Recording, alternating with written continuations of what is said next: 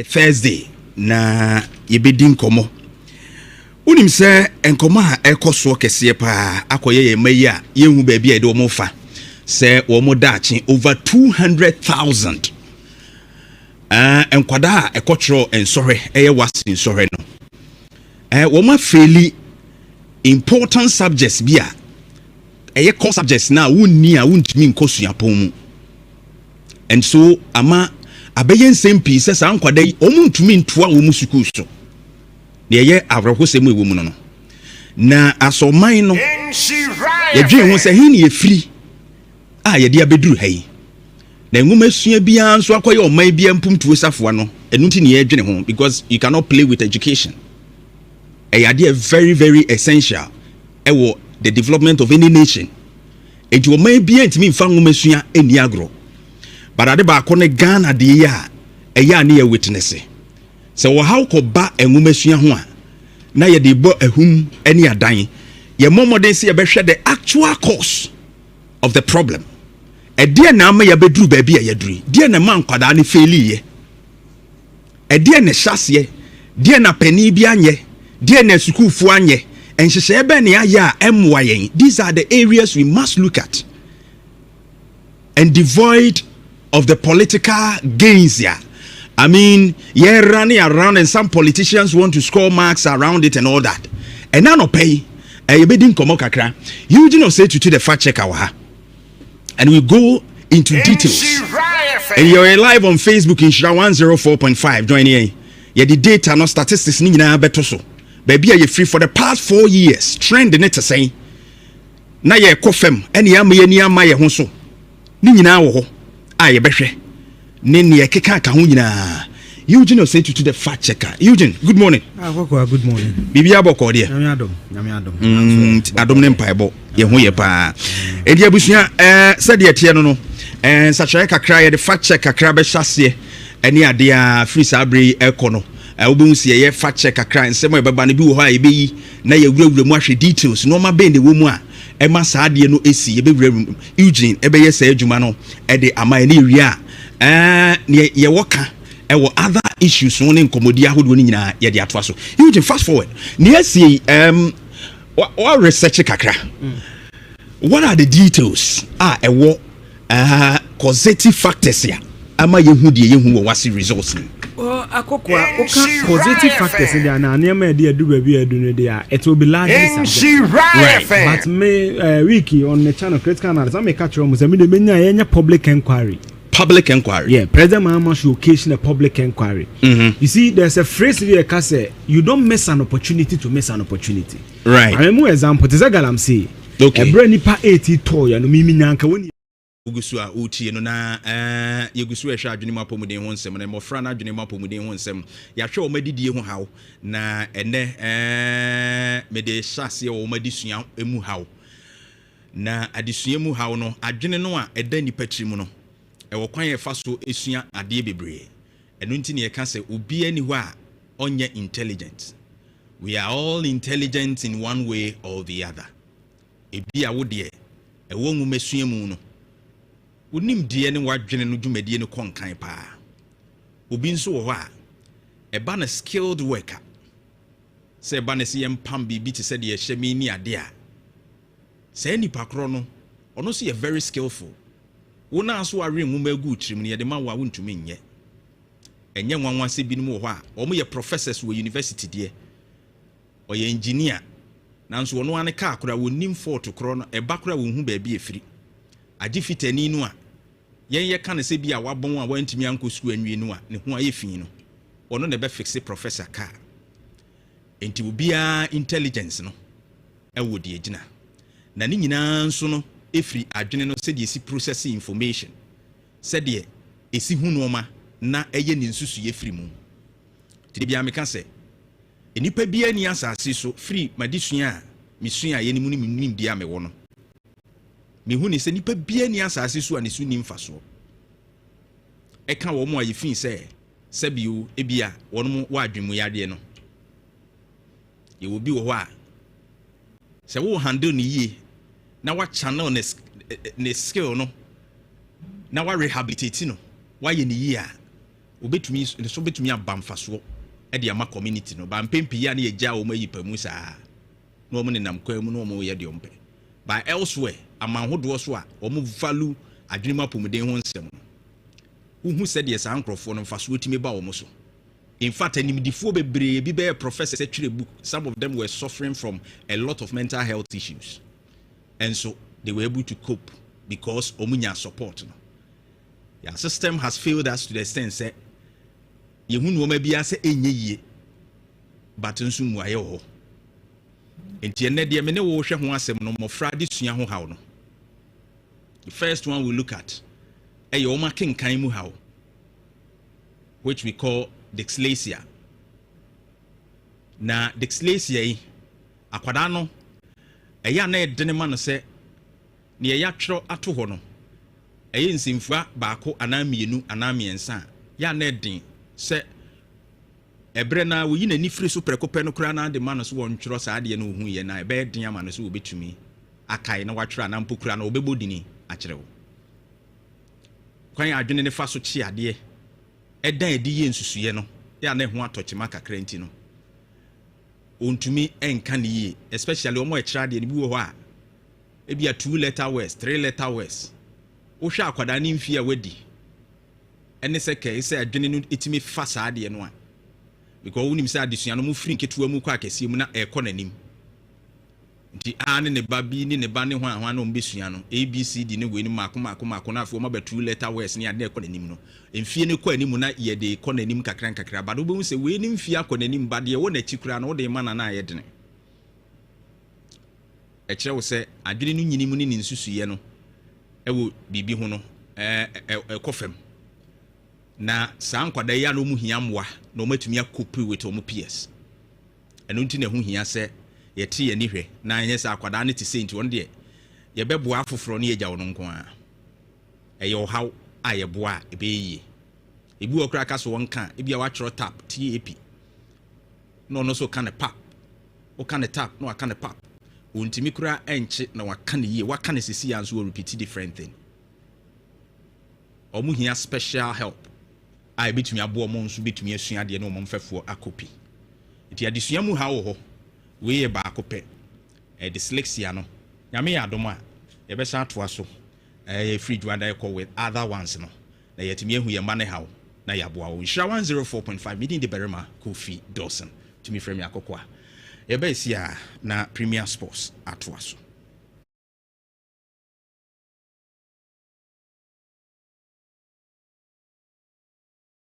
Tina state of emergency no. On nyina morning ye nyina attention wo ho na nke agina so dia ye bi. Abuche ni ba bia law so mo bebreye no eye bibi esi he. Na dia agina so dia. For example Premier League omo person me be friend Justin's Law. Okay. Former Spurs player bi oye coach. Onya cardiac arrest. Right. Baby onya cardiac arrest ni any defibrillators. On aye hospital. Ade bia say ayon wan ye di si obo na akiki no. Na bi ni ho. So kai pa kwese mi say vice president. Unso na defibrillators. And no almost say UK bia. The entire United Kingdom. Gym, sports center, any baby for defibrillators and coho. Wow. Obi wo. So one a wo bia nyan kwase wo. E ma yesua de. Ete kokwa ya wasi no. Ninti am say president. So before you continue, to say the wo kan yi. Matter say Honorable Minister, Health Minister, Minta Kando, Akase Konfanochi, Tamale, and the other hospitals, teaching hospitals now, they will provide, when they currently kolebu and a catheterization. Dr. Yewu Konfanochi, Dr. Edusa Okaino, Ebeya Hosema is a catheterization tea, Komunya Biwaha, Kate Mijin and Kwame Kanwasemwa. And we've gotten the indication, say, at Saturday, see Yeninti, Yokana Meba Tresse.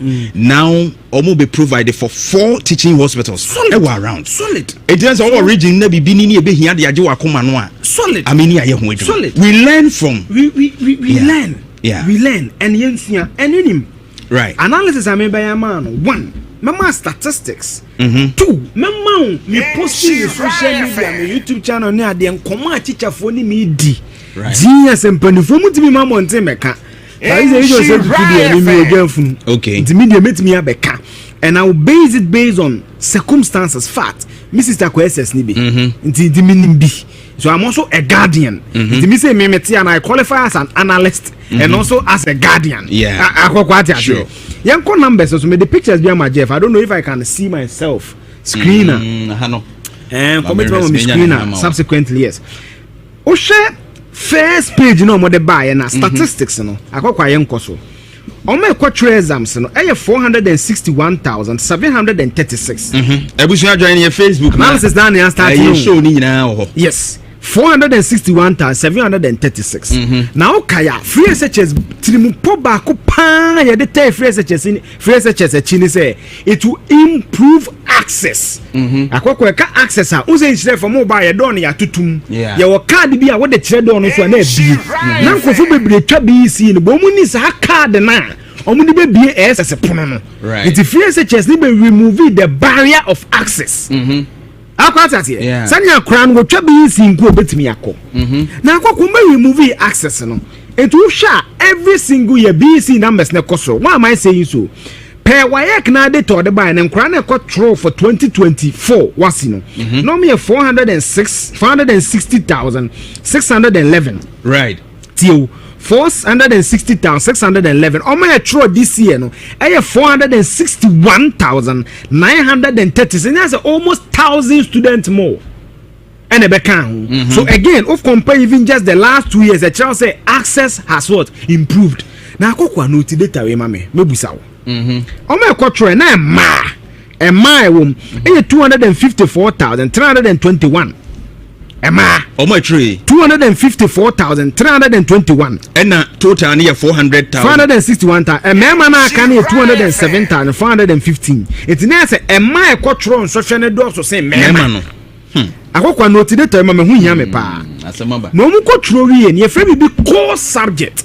The Mikobe Kumsens, I'm a pure science student. And I hope I'm in the way of general at me. And I hear science. Science now we hear biology, we hear chemistry, we hear physics, we hear geography. But science never so hear never biology, chemistry, elective maths, physics. And never hear geography instead of biology. But I mean pure science and ankasa biology, chemistry, physics, elective maths. Right. But me ko tro wasi no, na me suru biology no. Inti me ko swap the geography ko share ho. Akoko ati but your subject phobia wakwa we geography we the nyina yes subject be. So just give me the next slide. And no na your friend core subject. Okay. And no na your friend core subject. Core subject na go kwa den. And no your English language bro for kasa your conta mathematics your integrated and your social studies. Na go kwa who's your school subject ba ko no bi ani je se onya obeye de na social. Ko question in lack of amenities ka ho. Meboa. Peer pressure. Lack of development, financial constraints, answers na idea you said them. And akoko na social studies a subject a idea fa wo ho. Why is Ghana's development may be stalling? On a conversation e fa wo anya de bi ehu gidigidi bia untimi nye. Akoko enkwan performance buy no. Say net here. So betimi akọ university a ese wunya A1 okay, to C6. I hope this will help you. Yes. Okay. Ese wunya A1 to C6. Okay. And on a pass mark. Unya from D to F now. School beji wa this a wo troshem. Now improve results. Nti akokwa A1 to C6 na pass mark. En kwana kwa exams so na 461,736 no. Oma pass here 289,673 for English. Intusha omunya A1 to C6 o metimi afom nkrate ne akọ UCC akọ Legon akọ KNS akọ 289,613. That is 69%. Akọ me won Kenya bad 69%, almost 70. Literally meaning that en kwana ko tro wasi no over 10 at least 7 e pass English. Omunya A1 to C6 o Kenya bad. But akọ hade I always say data is very interesting. O me failure no so na akọ Osha D7 for no 37,000, E8 39,000, F9 54,000. And akokwa we mu nyina nso afeli. That is about 3 out of 10 now so my day on my feeling no. When you go to commerce, yentiri commerce o my pass enya A1 to C6 209,068. right. That is 48%. akwa ne tie ne say omo e kwotro call mass no omo e pass yen less than 50%. Omo e pass yen less than. Yes, me say 48%, 48.73%. Akwa hu it e wonu e na yes na say bibi koso e say heden ye de adwen. Right. Now again, commerce, let me just get the data for you. When you add or aggregate, D7, E8, this is what it literally means. Let me just put the data for you. Just a second, let me just get the data. Oh, yes. Me. Okay. This is it. Subjects or try na or can once no core subjects ya or can call mass ni ade no. Yes. So where nyasa core subjects na wuntimi ko nya bi nko na kwa core mass no me failing 220,008 220 granny failing mass no me failing no do so mo e pass here. Because when I pass here, no, I have 48.73%, less than 50%. Right. And on my pass in here, 209,068. On my failure, 220,000. So in cranny fairly mass, do do S on my pass here. Right. Young integrated science. Integrated science on my pass here, I have 220,806. 220. 220, yes, 220. Okay. That is 57.74%. Omo failure no aggregating from E8, D7, F9. Almost 161,606. That's almost now roughly. By 6 out of 10 core exams and a passing integrated science. Mass the NA. So 48 and say 5 for crown 5 out of 10. Yeah. Young social studies. On my exams say 461,736. On my passing 248,538. Omo failure no enya D7 E8 and F9 no aya 196,727, the biggest after commerce. Wow. 196,707. Na kwa kwani mniema de biam ka se data entry ye jeff da so hwe column ne yi hwe column ne yi yeah o hwe F9 column na yeah utumu se omo fail o D7 ye fail o E8 ye fail o ba F9 fail no eso sin bia eni English language D7 37,000 E8 39,000 F9 54,000 Maths D7 52,000 E8 52,000 F9 114,000. It's F9 no emumu esoso pa eto ho de no esoso ye hwe integrated science D7 54,000 E8 45,000 F9 61,000 Social studies D7 33,000 E8 40,000 F9 122,000. Hana make us say there should be a public inquiry. En kola fairly enya F9 social studies no. I don't say kola enya F9 in mass. Na kwa mass ni social dey.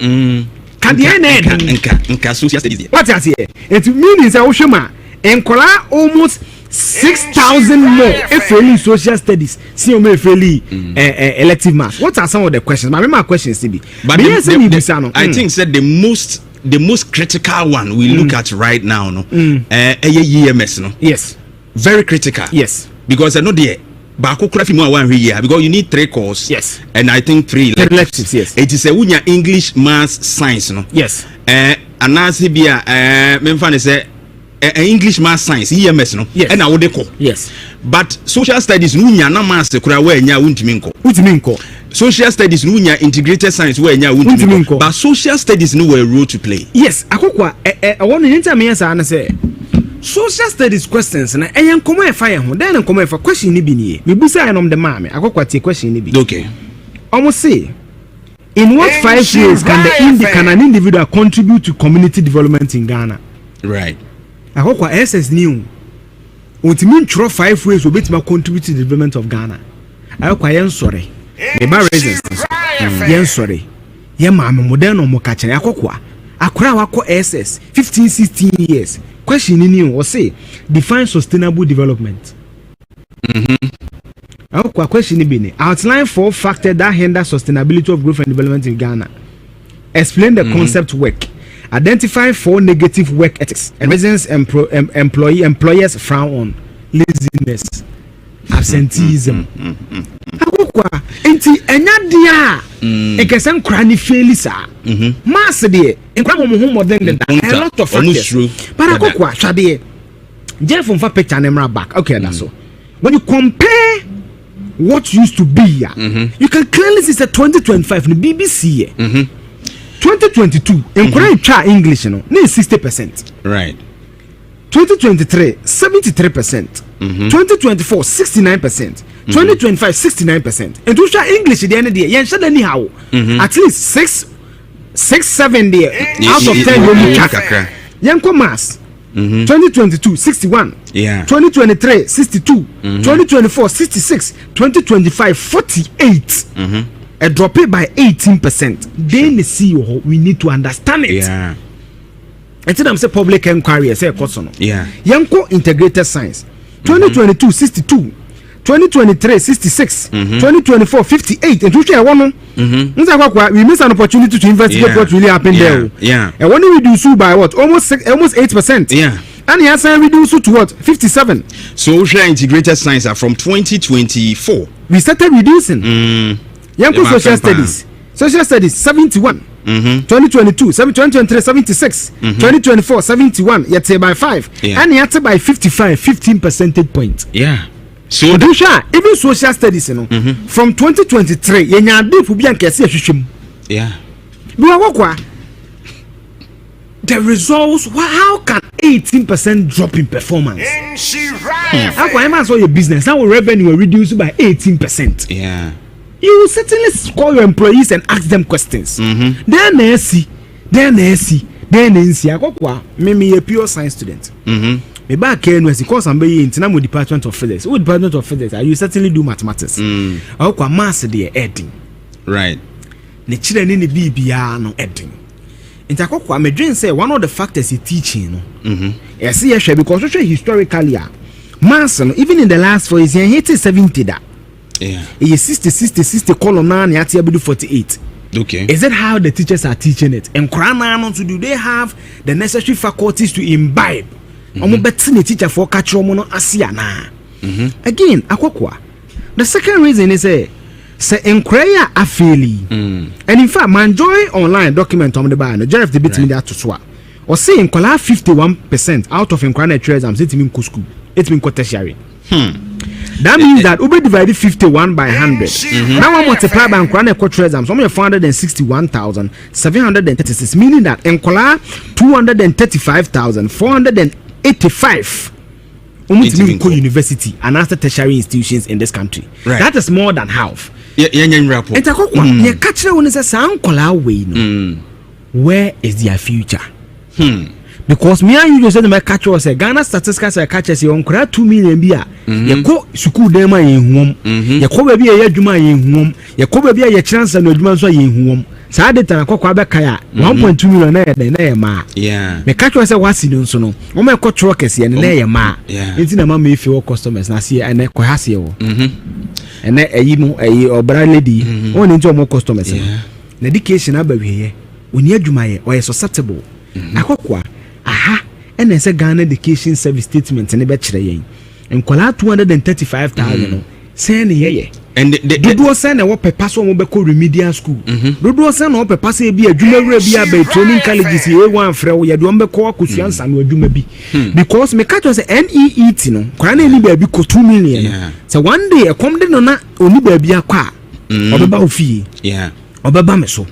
Na again na me can be say BC results na ba ye no. Enkwa we 3 years ago no BC results set sen. Nti akokwa sa free obi enko bi no so no yen hwehwem.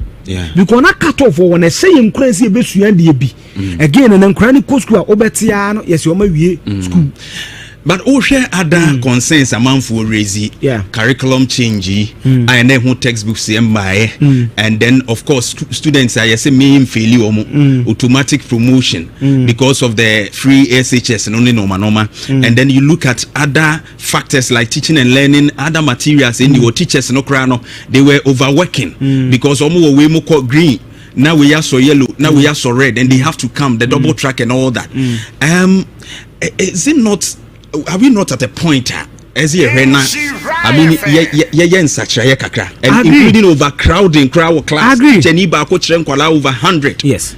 I agree. I go schools in my sister Eko. Uko schools in and crying about the plastic chairs. Even your attention span. I got a plastic chairs. And that's all the book number 2 now. So natural. Yeah. But Dex or what? What I say, boy, teacher Nino Edna say, hey, would you say the next first Dex and I go kwa remember AC. It's even and crown abba pay sodo. I go me who needs a be free as MP for a fiaka. Yeah. See, be project and a policy for 8 years, and evaluation. It doesn't make sense. Yeah. In any proper strategic management, you need to evaluate the change. Then a coach ma. You questioning see, in Crane feeling region Ben a Dawson. And I'm happy about the Education Minister Harry Naidrusu. Yes. Recently, we're making pronouncements. Omo review curriculum. No. And of course, that's failure kwalano. He's looking into it. So Obama committee ahim na omo review kakra. Sebe ya kwadane mo ne ho modern. Aye man ntena ne name no nsua de ni ye before we moving forward. And also no say about I think textbooks to Huasem. Yeah. And other issues ana ye bobo bosu ibi. Nti I think say Harry Naidrusu say Opepano normal observe we must go and they're in discipline. One of the issues in discipline. Yeah. What have you observed was Adi? You see, in discipline, because of certain Americans, social look at our moral fiber. First, upon PTA, me I never quite love FM, so I mean to say PTAs. Yeah. You see, PTAs, you know, Uchini, it's be call my queer. Obey say no content say the fear problem be one not many parents was our conversation more cranny su. It's me both parents I say now but then the parents be crank PT you know. I buy MPP ban some because PT and cry 0 rating yenguno. All that issues na kwakwa essay address and cranny be brave school control was our parents cranny on terminal report. They are genuine to say and then crana man because you can't know me be there. How can I see in our country no? They be a copy we forget our social norms and it. That's why I mean guys abu akurekuno. Ba kwa kakra you try to you. See you. Yes, you are near ma aboya braba ya bon. What I say. So for me, I feel say we need to look at all these issues holistically. Devoid of politics. Na kwa yan hwe dache because enkwaya making hwe akwa ni no interesting enkwara 235 times this woman to me go school feel no trust you me by the time anipa na ni beba no so le bi banyem ebi beko nu bonim and akwa you know that when there's social delinquency se enkwara kwate bi aboni ma the effect is not just on the parent society ni nyina aka ho yeah what you say obabi na babi obetima konum nu boni a chena repu no obetim de nyinsan ya brewo obetima akonya yare bi todo na so be koye galamsey so all these issues no omare yan into 235 ta yempe se bia yen hyehyeye wa be ko media school na ban hyehyeye wo homa woni akwata tie wa be konsa no adwuma bia ne ban hyehyeye woni ye public inquiry na near free teachers ya free because head teachers na kokwan ma dey amate Usan Kran ye trabe sister and results. Yeah. Say head teachers say ye the whole school be a performance contract. Aba General Secretary for Parents and Teachers Association nationally. Wa confirm that. Ye van say bia ye the Facebook live. And e judge will show no. Ye femra for me. Ni obeye bia we do 100 lines no obeye meboa. It is headmaster ni nim see the performance e be judge me a. Nasa disue mfa. Ne niam wo de be kira de ni ho a obetimi akopi mankora ono so kra na recruiting vigilators on education director locally omo na recruiting vigilators so they will find people who will help and kwala ni bi kura nso were I mean angry about schools wa ya mwama omo ankere wo you saw those videos on social media ejeche send na bibi koswa we need to look at it and akwa course bi nso wo wa ye free ma me dey me say there's too much tinkering okay before educate I say abambia ba you need national outlook. Obi aba no dan some me ko SHS 4 years. Obi ba obi ko 3 years. There's too much thing akwa scores be say life skills. Right. Me ko na na kwaku ba think of you say you see bottoms. You see answer near the fork. And she right. Akwa meeting. Okay. You chire ni nyina enen kra no mu ni bibia ye. Akwa na kra bottom tia wonti meet. Yeah. Sa de ni nyina na akwa emodi character. Yeah. into ma mini wakra na wotimi ye bibi. Sure. All these courses na see the bas say a religious moral education so has a munye bi ewu say courses ni na kokwa we need to have a way to have all these courses back and be honest.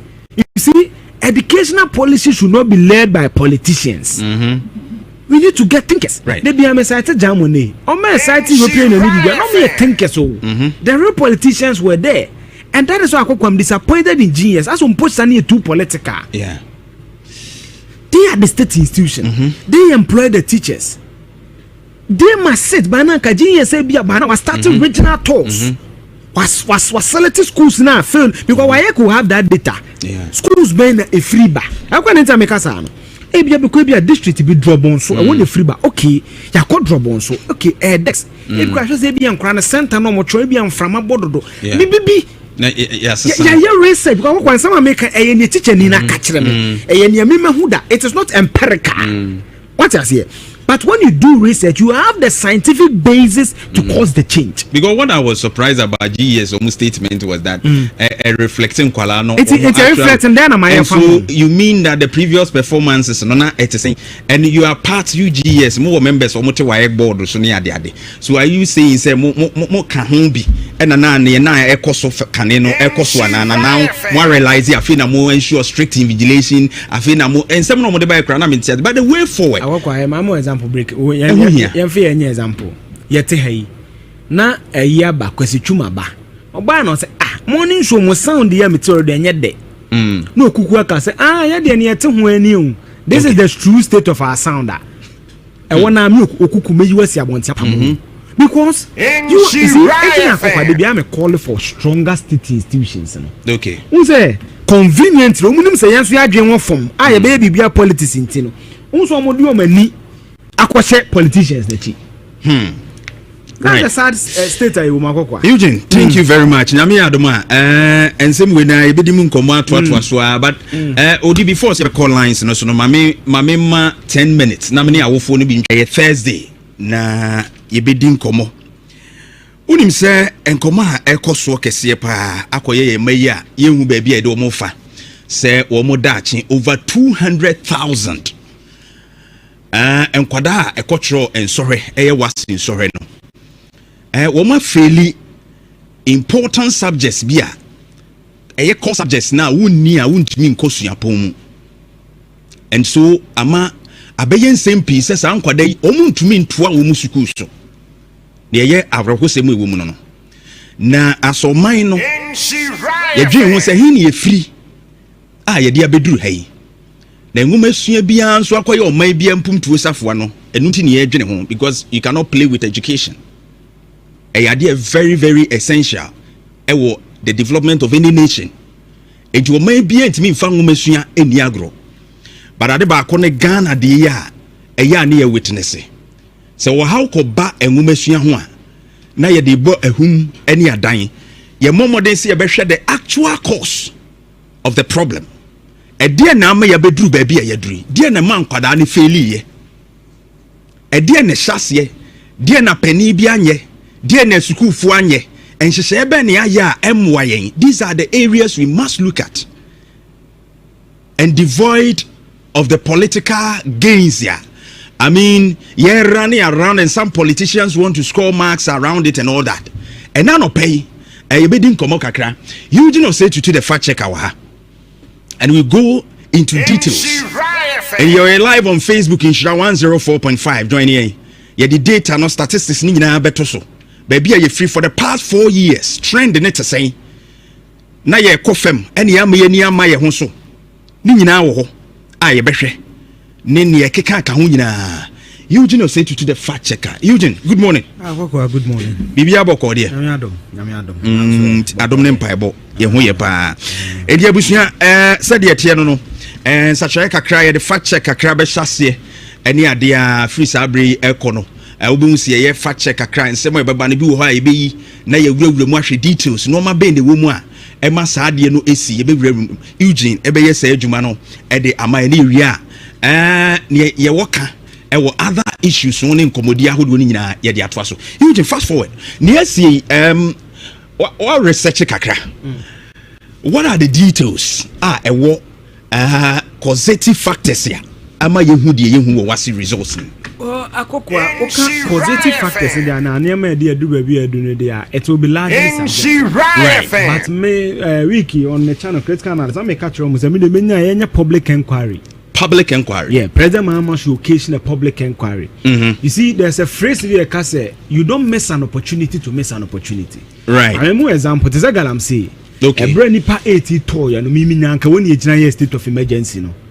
Money, you attention or nanki a jinasu dia heavy. Baby, a law some will be brave, you know, a BB see need a jinasu. I remember example, Premier League, person may be friend Justin's Law. Okay. Former Spurs player be a coach. And you need cardiac arrest. Right. Baby, you need cardiac arrest. And you need defibrillators. On our hospital. I dare be as I don't want to see Obona a kick you. Yeah. So I can't pack with him, Mr. Vice President. Yeah. Yeah. Ne defibrillators. And no, how much say UKBR. The entire United Kingdom. Gym. Sports center. Any baby. For defibrillators and coho. Wow. Obi wo. So I want a wobi anyan kwase awu. Sabe. E ma yesua de. Yesua de. Enti akokwa ya wasi no. Ninti am say President Mama. So before you continue, to say the woka yi. Mate say Honorable Minister, Health Minister, Minta Kando. Aka say Konfanoche, Tamale and the other hospitals, teaching hospitals now they will provide when currently kolebu and a catheterization. Doctor you Konfanoche, Doctor Edu say okay no. Ebeya rehosema say catheterization ti komunya bi wa ha. Kit mi je ne nkwam ye kan ho asemo. And we've gotten the indication say saa de na esi ye nti ye okay na me ba trese. Now omo be provided for 4 teaching hospitals around. Solid. It is our region na bibi ni ebe hia de age wa koma no a. Solid. Ameni aye ho adwuma. We learn from we learn. Yeah. We learn and yensia and unim. Right. Analysis I mean by a man. 1. Mama statistics. 2. Mama me posting the social media, my YouTube channel near the nkoma teacher for ni me di. Right. Genius and penifo mutimi mama onte meka. That is a video say me again fun. Okay. The media met me abeka. And I will base it based on circumstances, fact. Mrs. Takwese ni bi. Nti di minim bi. So I'm also a guardian. Me say me and I qualify as an analyst and also as a guardian. Yeah. Sure. Yanko numbers so me the pictures be my Jeff. I don't know if I can see myself. Screener. And commitment on my screener subsequently yes. O share first page no mo de buy na statistics no. Akokwa yanko so. On my quarter exams no 461,736. Ebusia join your Facebook analysis down here starting show ni nyina. Yes. 461,736. Now kaya free SHS trimupo ba ko pa ya de tell free SHS chini say it will improve access. Akoko ka access a unse nchire for mobile ya don ya tutum. Ya wo card bi a wo de chire don so na bi. Na nkofo bebre twa bi si no bo mu ni sa card na omudi be bi SS pono no. It free SHS ni be remove the barrier of access. Akwatati sanya crown wo twa bi sinko betimi yakọ na akọkọ me remove access no etu sha every single year BC numbers na koso why am I saying so per wayek na de to de buy na crown na control for 2024 wasi no no me 460,611 right till 460,611 on my throw this year no 461,930 so that's almost 1,000 students more and a bekan so again if compare even just the last 2 years the child say access has what improved na akokwa no ti data we mame mebusa wo on my control na ma e wom 254,321 Emma, oh my tree 254,321 and total near 400,000 and Emma na can 207,415 it's nice Emma a quatron social network so say Emma no akokwa no ti data me hu hia me pa asemaba no mu quatro wi e frame bi core subject me ko benkum science na me pure science student and akokwa me nim ne we general at me boa and I hear science. Science now we hear biology, we hear chemistry, we hear physics, we hear geography. But science ne be so here ne be biology, chemistry, elective maths, physics. Ne be geography instead of biology.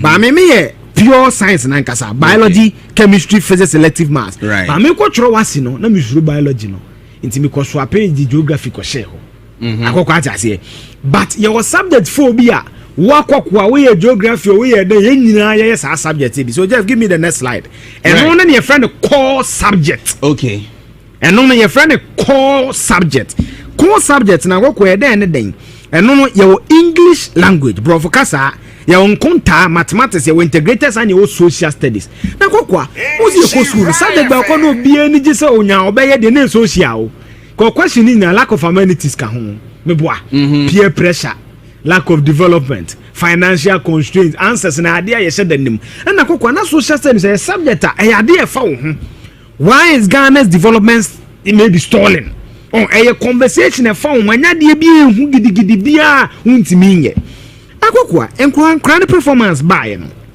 say na tie so betimi akọ university a ese wunya A1 okay to C6. I hope this will help you yes okay ese wunya A1 to C6 okay and on the pass mark unya from D to F na school beje wa this a wo tro shem now improve results nti akokwa A1 to C6 na pass mark en kwana ko exams am na onya 461,736 no o ma pass ye 289,673 for English intusha omunya A1 to C6 o metimi afom nkrata ene akọ UCC akọ Legon akọ Kenos akọ 289,613 that is 69%. Akọ me won nkanya bad 69%, almost 70, literally meaning that en kwana ko tro wasi no over 10 at least 7 e pass English omunya A1 to C6 o nkanya bad but akọ hade I always say data is very interesting o me fairly ye no so na akọ Osha D7 for no 37,000, E8 39,000, F9 54,000. Ndakokwa womu nyina nso afeli. That is about 3 out of 10 now almost on my day on my feeling. No. When you go to commerce, yentiri commerce on my pansy nya A1 to C6. 209,068. Right. That is 48%. Akwa ne tie ne say o ma kwotro commerce no o ma pass ye less than 50%. O ma pass ye less than yes me say 48%, 48.73%. Akwa hu it e wono na ye say na say bibi koso ye say ye den ye de adwen right. Now again, commerce, and let me just get the data for you. When you add or aggregate, I'm a fairly yenina bomunya D7 E8 ne ade nyina e fairly bomuna. This is what it literally means. Let me just put the data for you. Just a second. Let me just get the data. Oh, yes. Mehu. Okay. This is it. I go subjects or try na ya o kan ho asem no. Core subjects ya o kan core maths ne ade no. Yes. Se we anya sa core subjects na wuntimi ko no nya bi nko. Unyominko. Na kwa core maths no me failing 220,008. 220. E grani failing maths no me failing ne do so mo pass here. Because when I pass here, no, I have 48.73%, less than 50%. Right. And on my pass in here, 209,068. On my failure, 220,000. So in chronic failure mass, you do S on my pass here. Right. Young integrated science. Integrated science on my pass here, I have 220,806. 220. 220. Yes, 220. Okay. That is 57.74%. Ome failure no aggregating from E8, D7, F9. Almost 161,606. That's almost now roughly. But 6 out of 10 exams and a passing integrated science. Mass the NA. So 48 and say 5 for crown 5 out of 10. Yeah. Young social studies. On my exams say 461,736. On my passing 248,538. On my failure no enya D7 E8 and F9 no aya 196,727, the biggest after commerce. Wow. 196,707. Na kwa kwani mniema de biam ka se data interest ye je for that so column ne yi. Column ne yi. Yeah. O F9 column na. Yeah. mu say o ma fail o D7 ye fail o E8 ye fail but F9 fail no eso sin bia any English language D7 37,000 E8 39,000 F9 54,000 Maths D7 52,000 E8 52,000 F9 114,000.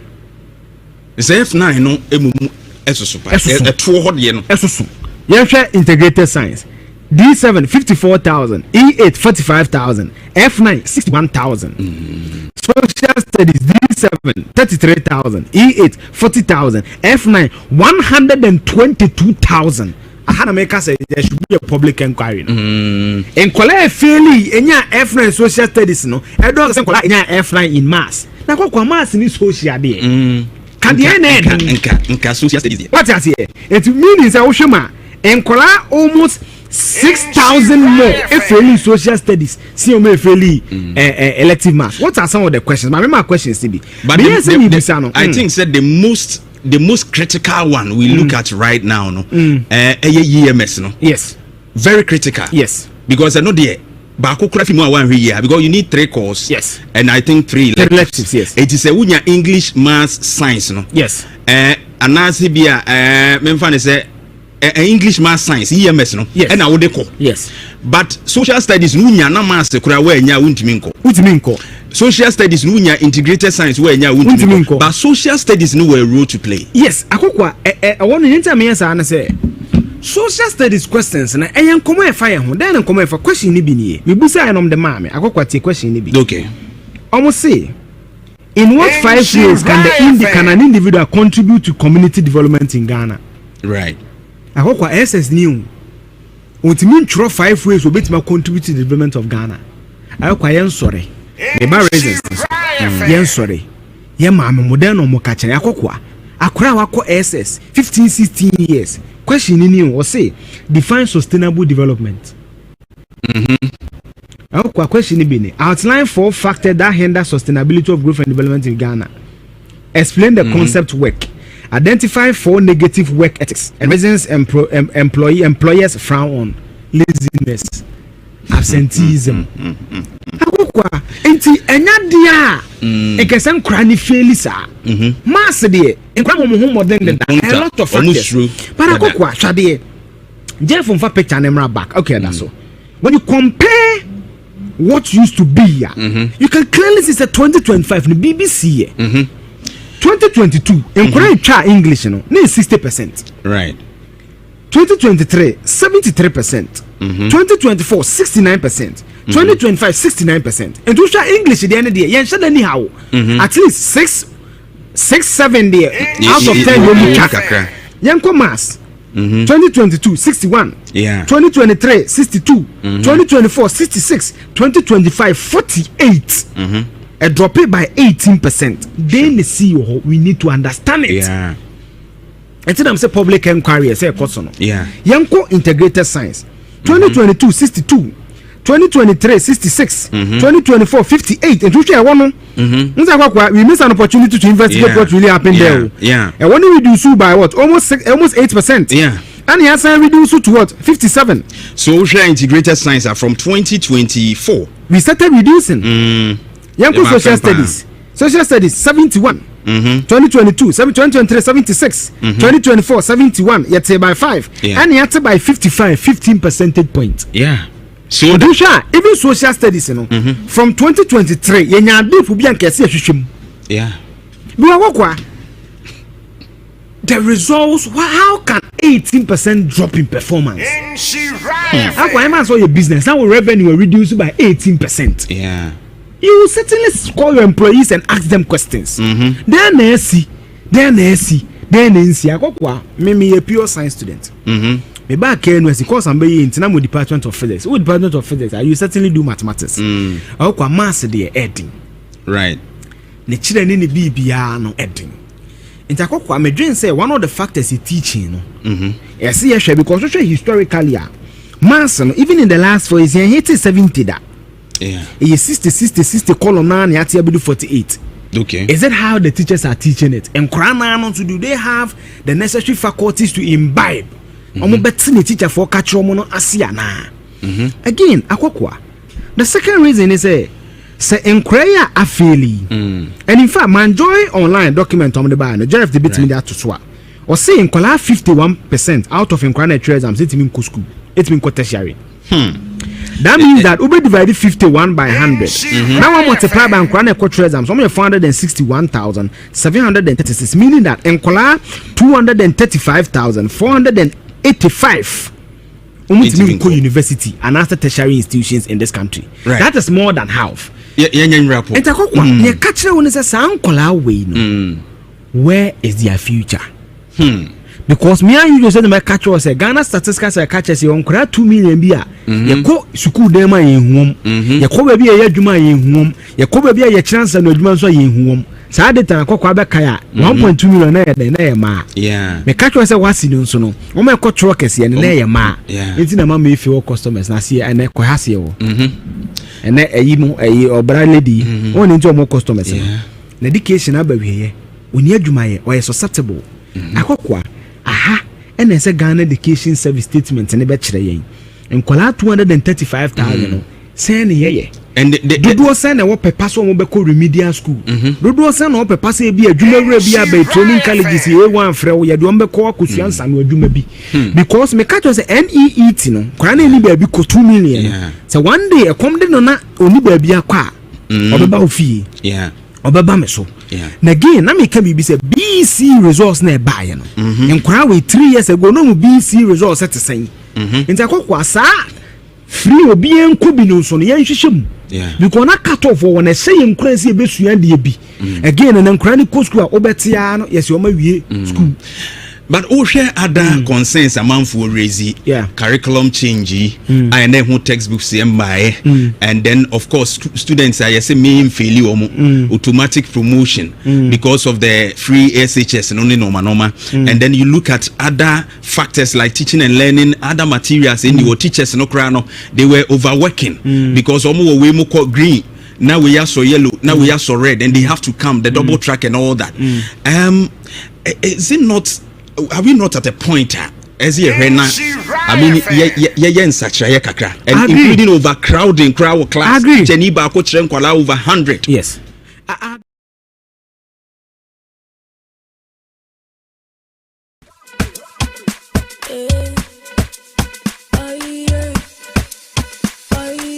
Cocoa is life. It is our black gold. And today, we are going to one of the places the magic starts. Agric is the way to go. Lay your paddle, don't be slow. 80 Ghana must grow. Let's go. Producito, processito, distributo. I go make the dough just to feed my own. I go do it all.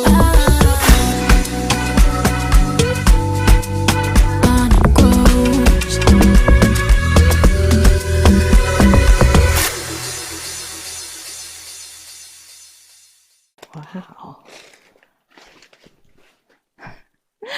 Hello and welcome to another special edition of Ghana Grows Ejuma. This is the program that is highlighting amazing things within the agriculture value chain and ATVET. I'm your host, KuroYiMuNsem. Today, we are visiting Nuna Farms at Nkweni in the Akuapem North District of the Eastern Region. Now, this is a 24-acre plantation and on it sits a huge 14-acre cocoa farm. But you know what? This massive farm started as a failure before it became a huge success. Want to know more? Stay with us. We're following the journey of Nuna Farms, which took a devastating financial hit at the start and transformed into a huge success. You won't believe the courage it took.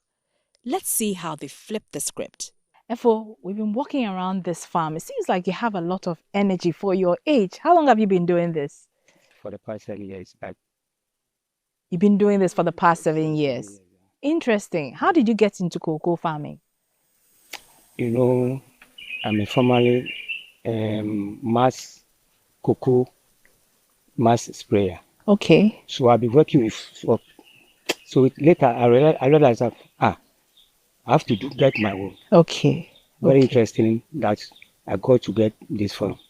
So you've been on this farm for 7 years, and you've been telling us about the wonderful story of how you managed to turn a loss into a success. Yeah. What happened? How were you able to come to the point where you lost so much and were able to turn the situation around? Yeah, for the first 2 years, that's what the fault doesn't come from me. Okay. I say that's why I told you beginning.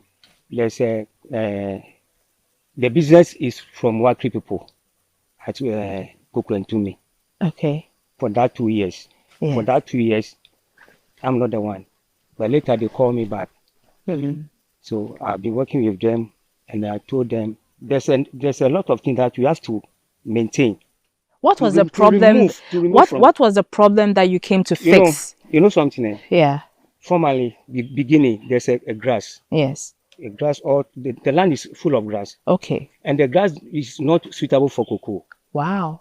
Mm? Okay. You can do it several times.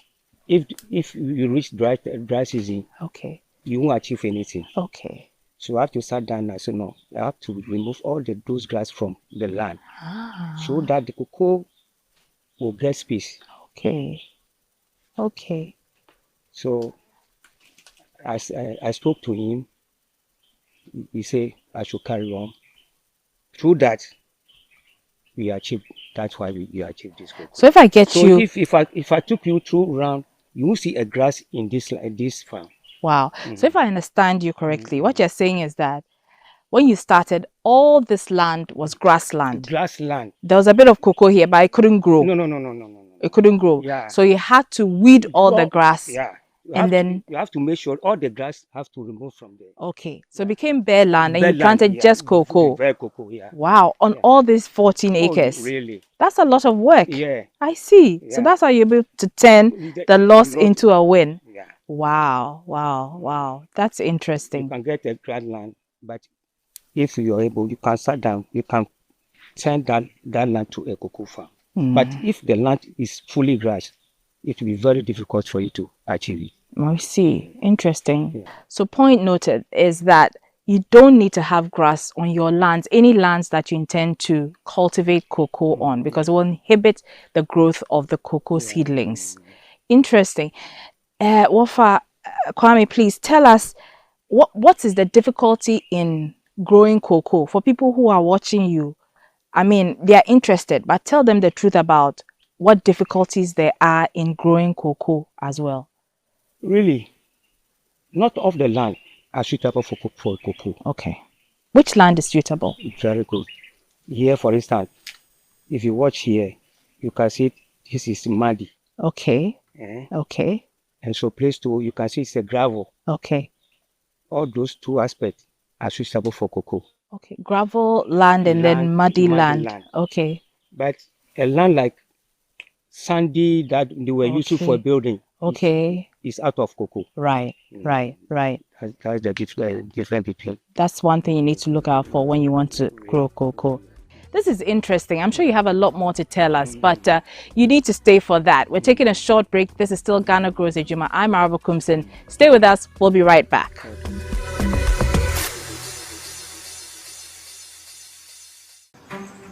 At 17, my dad involved me in the family business. I noticed we had some irrigation issues, and I decided to not only help, but to innovate how to build a soil moisture center.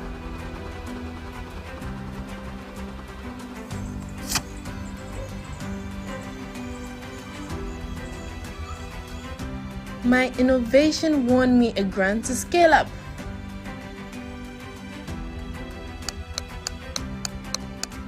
Today, that innovation is growing into a thriving tech company, employing a diverse team and automating our family farm, transforming it into one of Ghana's leading pineapple suppliers, and now Ghana's premier pineapple drink producer. Next, the world. Take advantage of agribusiness through the Ghana Grows program.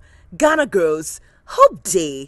You're welcome back. This is still Ghana Grows Ejuma, and we're still here at Nuna Farms. I'm still here with Wafa Kwame, farm manager here. And we've been talking a lot about operations on the farm.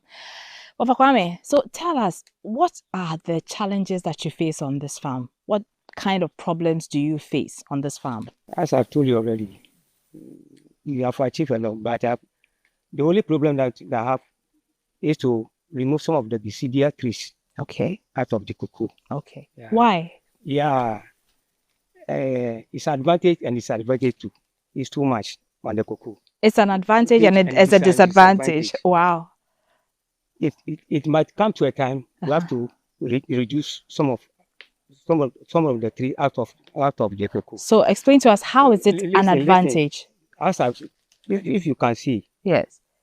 We are you can see that here is a darkness. Okay.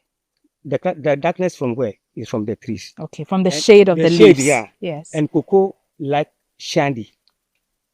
They like what? Shade? Yeah, no. They like the sunlight. Sunlight. Okay. So this is a time you have to remove some of the trees. Okay. Okay. So when it's growing, you need to let the trees grow with them to provide shade. The tree will help the cocoa to grow for you. Okay. But when it gets to a certain point, you have to cut it off. Otherwise, you won't get enough sunlight. No. Enough harvest. Okay. They won't grow to the point that they're supposed to grow for you to be able to harvest. You know that each of the tree, at least, you have to get at least 20 to 40 harvests on the tree.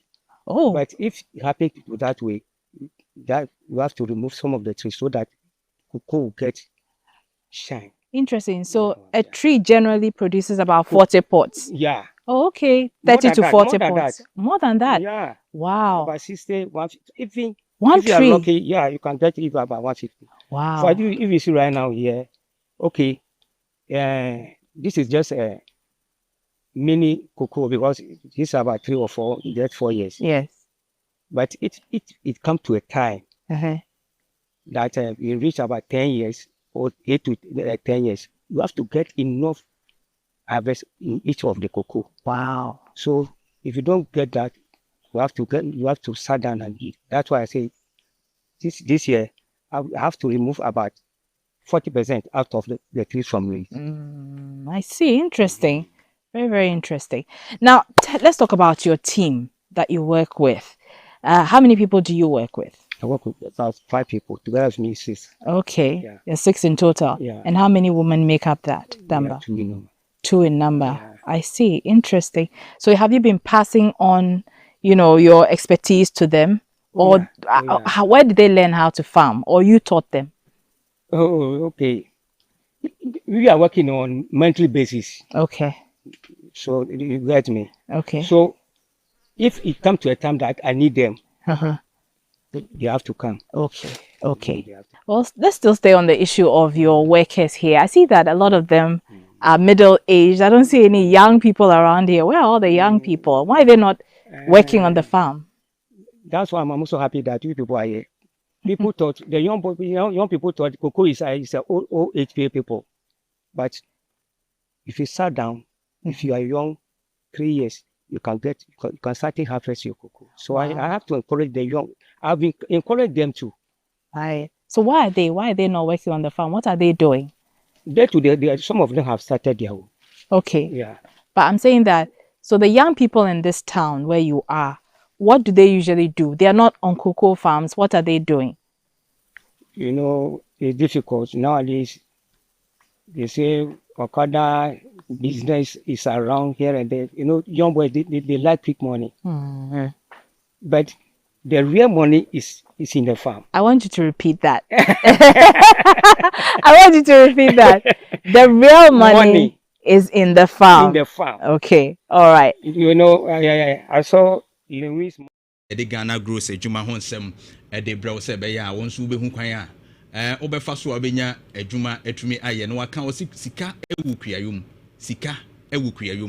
enti se yekofa sika ne firi rem na ye de abafie omo a ohwe sikafo akese ewo kuromu ha nyina no a dodo no a no KuroYiMu no mo de omo ho awuram na ye bedi nkomo pie bewuram ahwe KuroYiMu no ne hu ensunsuanso ne mfasode a wo so ne no manoma bebre a o man no si yetimi mi ani ko ho a ye bedi hu mfaso bebre eno na Ghana grows adwuma ebo modern bie ye ni wo hu yi se sika ewum etu ani gi KuroYiMu ho a mane haw Ohe Yera Ibrahim Mahama Mone Mpenifo Akesia Kanum nyina wokuyayum Mampeni John Dramani Mahama ensu wokuyayum ese parliament what the parliamentarians egu ho no more than 80 to 90% there wonum nyina yekuya bi ye chese enyasem ketwa mo ye mmoa ne wo mo so edo wo mo edo mo ene ade enyasem ketwa enti no wonso fa ahuram kakra bi abetumi aye bia no na yemfa mpagya Ghana Shenenso se Mastercard Foundation, Springboard Roadshow Foundation, Madama, and ye we etumi ede ebro enche. Ye beti aduane ho asem esi ye didi ye. Na ye be didi ye nso a ye future life. Future life and esi ye die. Aduane a obo ade ni nuane a wode ama yen ene ade no an ya keka abumu a na nuane nu ewo mu nti eboa wo pa ma nipadua ejina. Nene wo pani wa ha one ye betwetwe nkomo kakra. Good morning. Major Suburuja. Bibia boko de. Yeho adom boko onso adom ne mpa boy ho ye pa. Ambassador ho ye. Ne ho ye pa. Ho ye pa. Ye da okropon ase. Minim se Jeff be pagya mu kakra ama no na yes. Wo fem bebre kakra. Manim pagya mu kakra. Na nti abusua a future life, a your life. Wo da chin kwenti. Good. Odachin kwenti ehun hia pa se udi future life na no manyina etimi konkan megiri se ambassador ebi obi an hoye hoye pa ne hoye pa right yini ko future life no man emi se wakofa bi aba aduane no ne ne ekeka product bi aba right ti obi biara wotie na no pay a ye kuafo dan ye ne ye wo ye kurase titi ye kurase ko school we kurase de aye na da bi se no yehunu se eboa pa wenye sa na uye kuyani a na wadwene ye se osu nimfa so okra sure if you say ni pana fa me ga say ye ko school no ko fi ubaji de say CMB scholarship ye de ma wo mo wo kurum ne ye de ma wo mu na wo mo tie kurase ya ye papa no do ko furo no de ho mo kura de mo nka wo kura me kaipa so many years ago na o application eco scholarship secretariat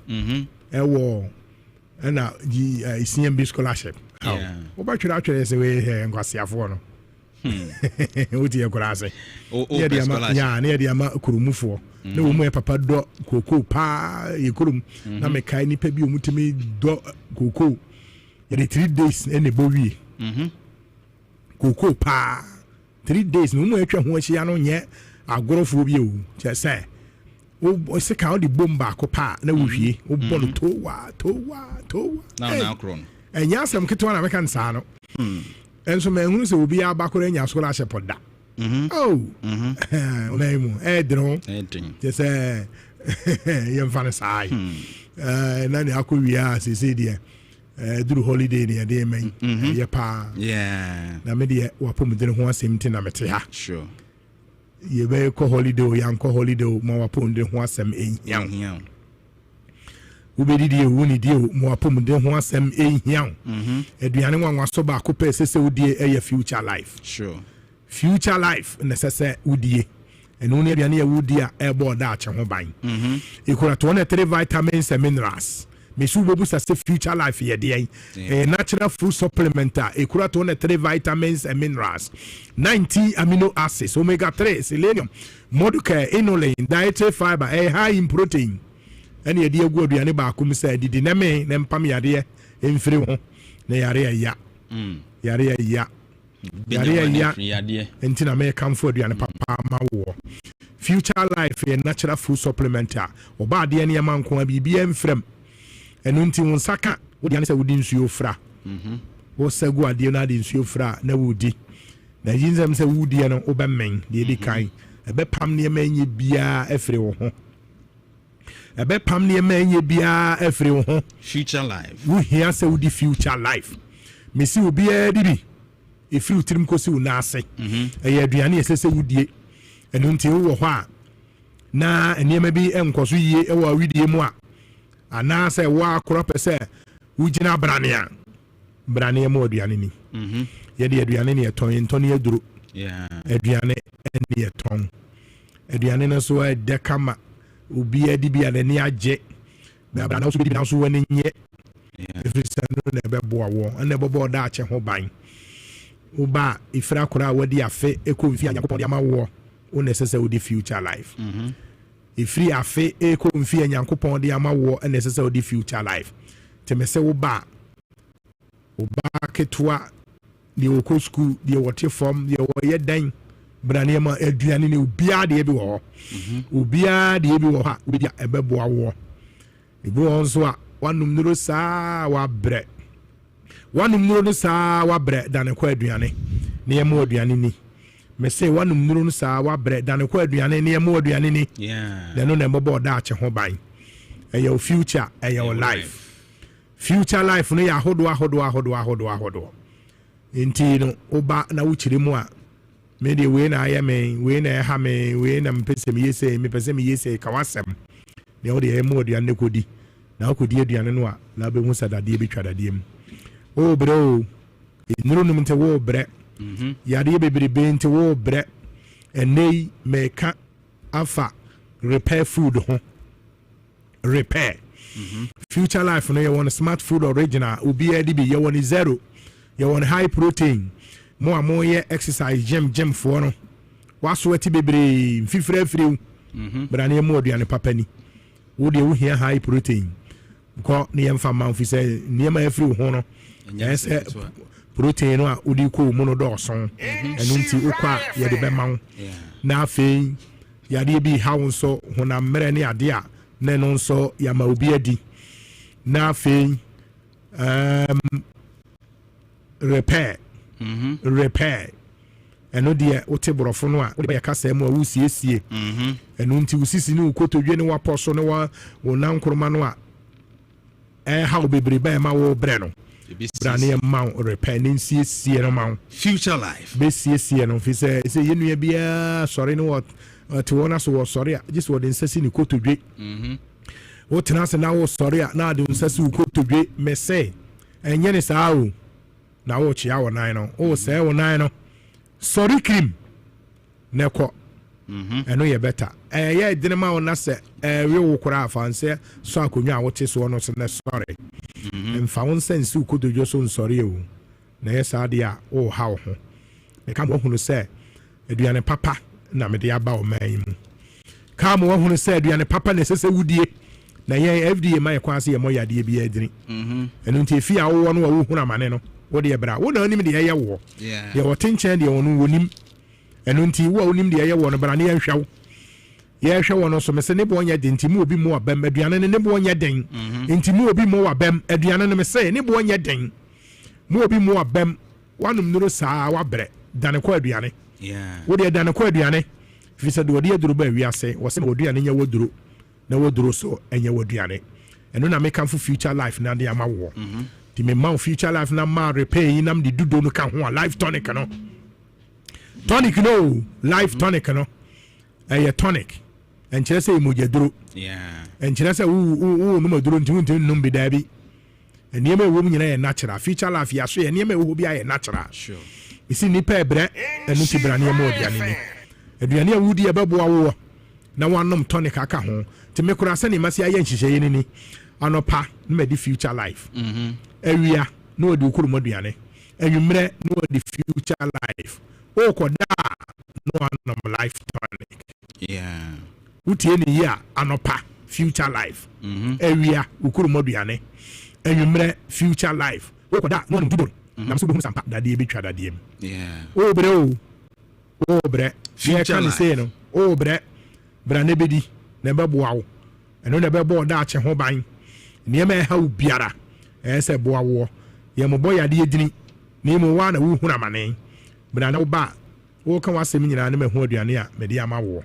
future life aduane am de ba ma wo boboa wo fi se abo binom a se ye kase ye bia homa ya to mu a wo ma ye di future life aboa yen wo mu enu mu sign da ebi mfie du num ye di future life ya me ka ma mi bia otaba odi echichei say life tonic dudo no wanoma chankasa ubusa no a onum ye kura no metima ka say bottles wanum be 100 sure wanom papa na ne hunu a ono aka wo semeti aborosan to aso miensa me ade bia me na mfrosi fom ofro no wasi yes ono na frosi fom wo so kora wunya mfi aduanan se wo branka sankasa wo branka sankasa brani enhwe wo yem obiane ni ye ma life tonic nom yes ah eniano na wo sisa gu wanum saa no wo de atwen na be kakra na abohunu ye de ye ma oduane papa future life ya hodo ye won smart food ye won zero enunti no se wo pese wo furu twen a brana me mo oduane ni wo pese wo flatten wo tummy brana me mo oduane ni enye bibia nam de ma wo se ye aduane wo flatten wo tummy me ma wo oduane adi na wudi a wo furu ni nyina abetwe sure wakoma hawo waposo ni me hawo no wo widiem wa na wonim me no mi enu gina ho a wa nka nya de a mehunu ni mo ka de a na ese ho ne ma na ye de ma wo me kamfo ama wo na paso be boa wo ya to petu me mu ba bia o man mu ba bia a for region ye wa kire nsia wo ko bunu so a ye wo sunyane ene tachiman bunu tachiman 3-1 mother care sunyane ye wo university na fei Ashanti region ha Greater Kumasi nyina ya to apete nanso ko mampon ubenya bi e wasawa heba Asante Achima gogo ubenya bi afija ase ubenya bi Asante Achim konongo e ade ho ubenya bi na fei ubadwo so a ubenya bi aputuoja ubenya bi Toli Farmer wasre so New Market opposite ubenya bi afi Asante Bekwai ubenya bi ewo Amansi Urabang opposite Raji Supermarket Obuase Central Market Mr. Ochire Drugstore ne nchen udi twam kota kwa ubenya bi dunkwawo ubenya bi ewo dunkwawo Emily Guest House na afi ubenya bi wo takwa Sanad Park sister Monica also ebema ubi me say etwam kota korade Cape Coast Kaswa ya to apete sane be ya ubenya bi enkran ya Ghana Telecom University opposite and afi Palace Mall enso ayadia ubenya bie nti adan na wo twen abra obetimanya ne ma yerebe ye baboa wo yade ye yanti ene ye kamfu nu ya ne papa ama wo entra se ema future life in free wapon so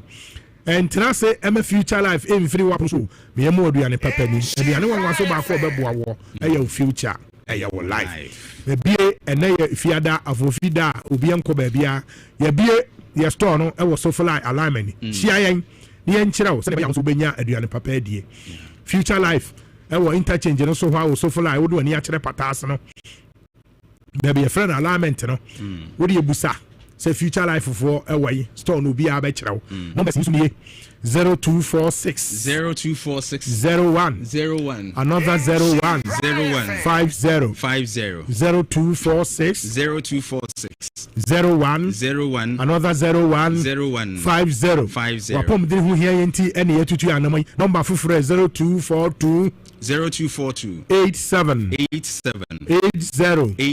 90 0242 87 80 90 Eurade nshira mu nyina hia yen na yenhwew bye bye ya CP future life ho nsem a enyen bomoden na corner so line alignment na afi omuntimi enhwew na bibia enye fine pa sanse enuane pa de udi a eye eboa wapomuden ma bibia etumi esi yen 104.5 me ba sesi anafi ye de enkomodie atoa so ensem pinu ane wo memene eye afofida eye holiday farmers day Jeff pick me from here eye farmers day no ye nyina ye be celebrate na akuafo nkanka ene eye wonomo eda enti ene me de nwum we ma akuafo ni nyina before say ye bebam atoa so enti akuafo ni nyina enwum we eye monwom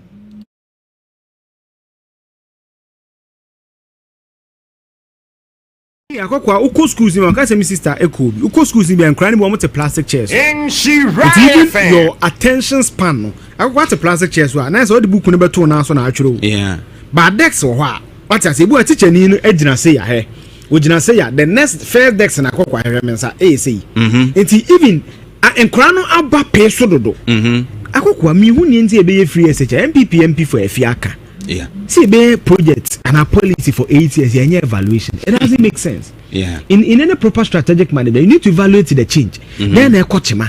Yeah. Questioning say in Krane feel no region Ben a Dawson. And I'm happy about the education minister Harry Naidrusu. Yes. Recently we're making pronouncements omo behwe no review curriculum no. And of course that's in failure kwala no. He's looking into it. So obema committee ahwem na omo aye review kakra. Se be akwada no mo ne homoden aye ma ntina ne name no nsua de ne ye before we move forward. And also no say about I think textbooks to ho asem and other issues ana ye bobo bosu bi nti I think say Harry Naidrusu say Opepano normal observe we must go and the indiscipline. One of the issues indiscipline. Yeah. What have you observed was adding? You see, indiscipline because of certain Americans social look at our moral fiber. First upon PTA, me I never can love FM so can say PTAs. Yeah. You see, PTAs o teacher ni etibi call ma ekuya obey say ne contact say ne tade fie problem bi wo ho ana no money parents was a conversation mo ho akura ni su etimi bu parents am na say na obate ne parents bi kura nku PTA no aban MPP ban some because PTA ne kura yen zero rating yen gu no all that issues na akoko say address en kura ni bebre wie school control was omo parents kura nyo mo terminal report they are genuine to say and then crana because yen kenu omni bibia yem omumu ade akwa say in our country no they be a person copy nyema bi we forget our social norms and it that kwa menga say bu akura kunu ba akwa kakra ye twa etu yewu ti yenwu yesu ya nyema o ma aboa ya bra ba ya bon what I say. So for me I feel say we need to look at all these issues holistically devoid of politics.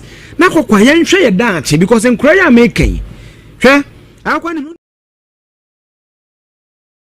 5 and a Friday na Ghana hon komo Ghana hon dadwene ehia ntino unim se KuroYiMuNsem dwumadie so about Ghana issues of national interest na ade ba kwa hwe ani mu se ebeye ene Ghana fo timamufo wono mo eyi edi ho nsem wono wa entimi nkasa ma wo mo ho yetena sese yebetumi aye omo ano na yakasa de ama omo a omo ni akonya se omo tumi ton omo hawo ana omo ka omo asem no yetumi tena se na yeka ebi ma omo enu nti yetena sese na yebomu ana se yeka nsem bi a enye se bi a yetan wo bi ana se bi a ye na manyosem nemum eyo man no yedie hu nsem se be ya Ghana ebetumpum asem bi a ekoso a I think say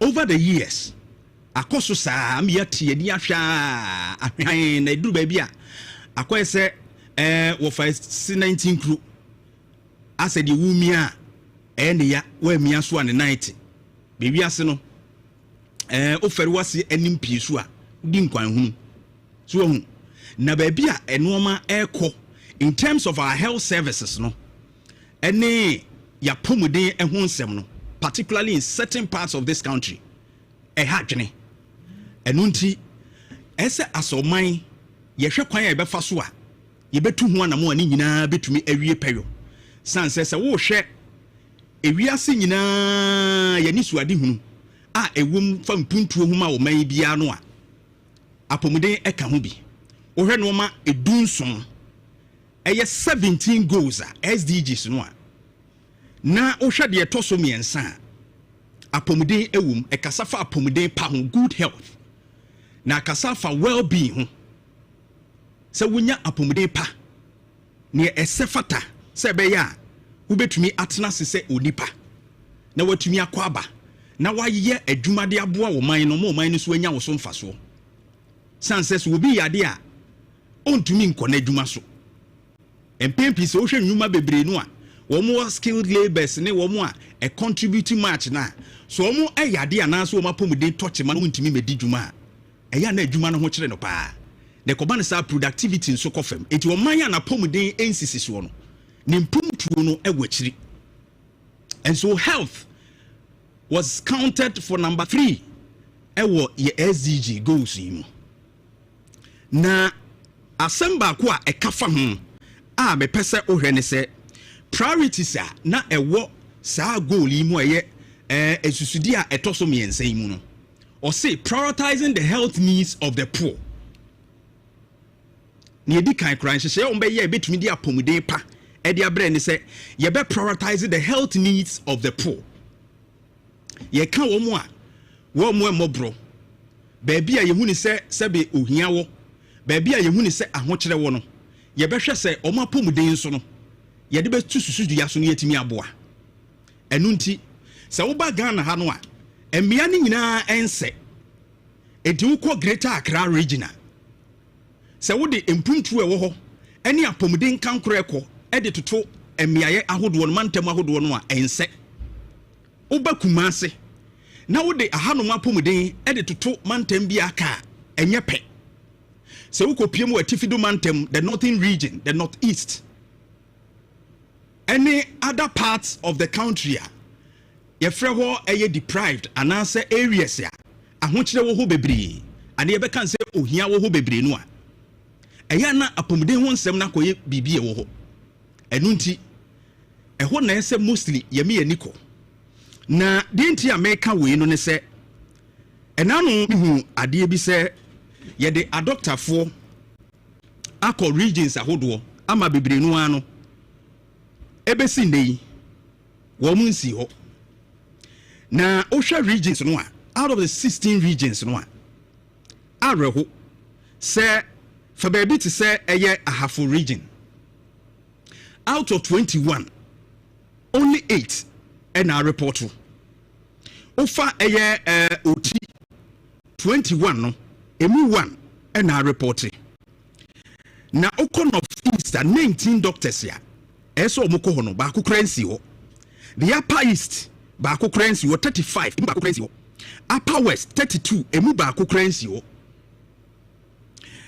na doctor for mako ahanan aduosia miensa 463 a ya posti wo mo ye wa ha na 2022 2023 junior doctors a omo so ma gentete awie akoye omo housemanship awie yem posti wo mo a na omo su oman mu ka ho nsem si yem posti wo mo tifi wo mo skills be sei akwanya ba and the Ministry of Health together with Ghana Health Service and other agencies omo ye postings no the doctors no e distribute omo equitably.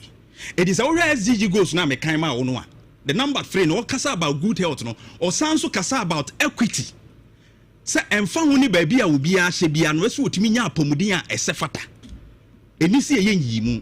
And so the Ministry of Health under Minta Kando honorable and the other agencies e distribute we kama say be ya ba bia benya doctor fo a asupiti no obi koduru a o mbetumi ahwe won na mehwe ana mekote se a doctor fo yi esu o mu ansi wo na ade we ni ema hu hia ne se o hwe ye doctor eni wa yarefo wono mu ratio ananse uyi ayarefo no dodo eni a doctor fo ahodo a wo mantem no mu a ensusu ye dam pii se wo ba eye upper east region se yi doctor ni ba ko a ohwe nipa empim aduonu ba ko eni akiri one doctor to almost about 21,000 patients.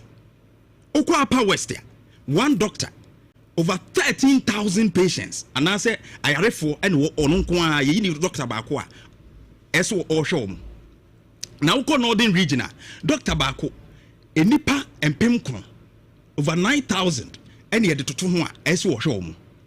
Na we o keka bom na bankran a enkran doctor bako nipa empemians in Zenkran, the doctor for Guopa, Kumase, a doctor for her. But who come here, Midika, so the Upper East, the Upper West, the Northern region, and the other areas like the Ahafo and areas not near Budino. Doctor to patient ratio. No, I was through baby. I say, Dr. Bako, Shendi Pabebrebe. And to the Ministry of Health and the other agencies, then we say, if you see a distributed doctors, no more certain areas, Dr. Funi won't me echo bois. Na mete say reasons ya a doctor for no edema and they say accommodation baby on better delayed appointment letters, or appointment letters, no, a be a delay, and a new qualified doctors, no, a be say, womuso, omi new, eti womo kwa, ombeda timia koye juma, any ade, those are some of them. But from the GMA president, the other Ghana Medical Association, no, HSA, there were accommodation issues, any ade. Na, and I mentioned, I'm saying, Usha mia ye body in Aswa. Ehona na ma omukwa awosu ewu kese. Mortality rate ewosro. Ehona na apomuden to apima ade kitu bi anka doctor ni wo ho a ye betumi aso ano ntem na mani pa na wu. Bado ke kasa ansem ya omuka nyina esi ano a.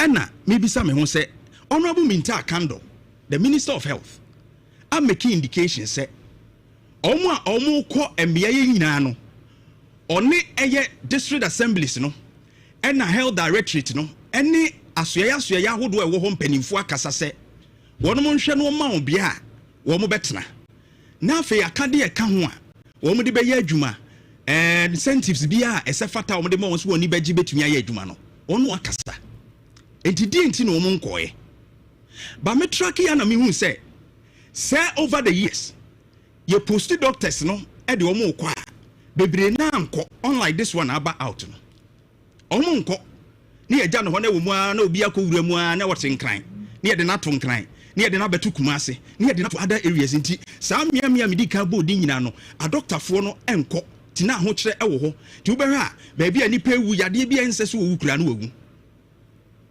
na ya kai no ena ebinumo defend ena omo ye nam se wo defend this thing a eta wo yonko ho eta bia ho na so wakodru northern region and some of these regions na yade abo ene ye se je doctor ni hwew no wanya nkwa e bia wote nkran wote kumazi nti so mfa ho ba bia dwumadie bi de wakopie northern region, the northeast and the other areas na se yade abo ne ye kasa hia doctor ni amanaje wo nkwa ne ye nya no na wo fi mu fia I believe so we be support the ye kan because the minister has indicated so we're making requests to the district assemblies and all those other and penifo so monhwe so mbe mamu accommodation eye kama and besides so we share health institutions no and our facilities no ye wo cheap compounds no ewuwura mu pa eye nkurase ye wo health centers ya eno so wo nkurase kakra na eba district hospitals ni municipal hospitals na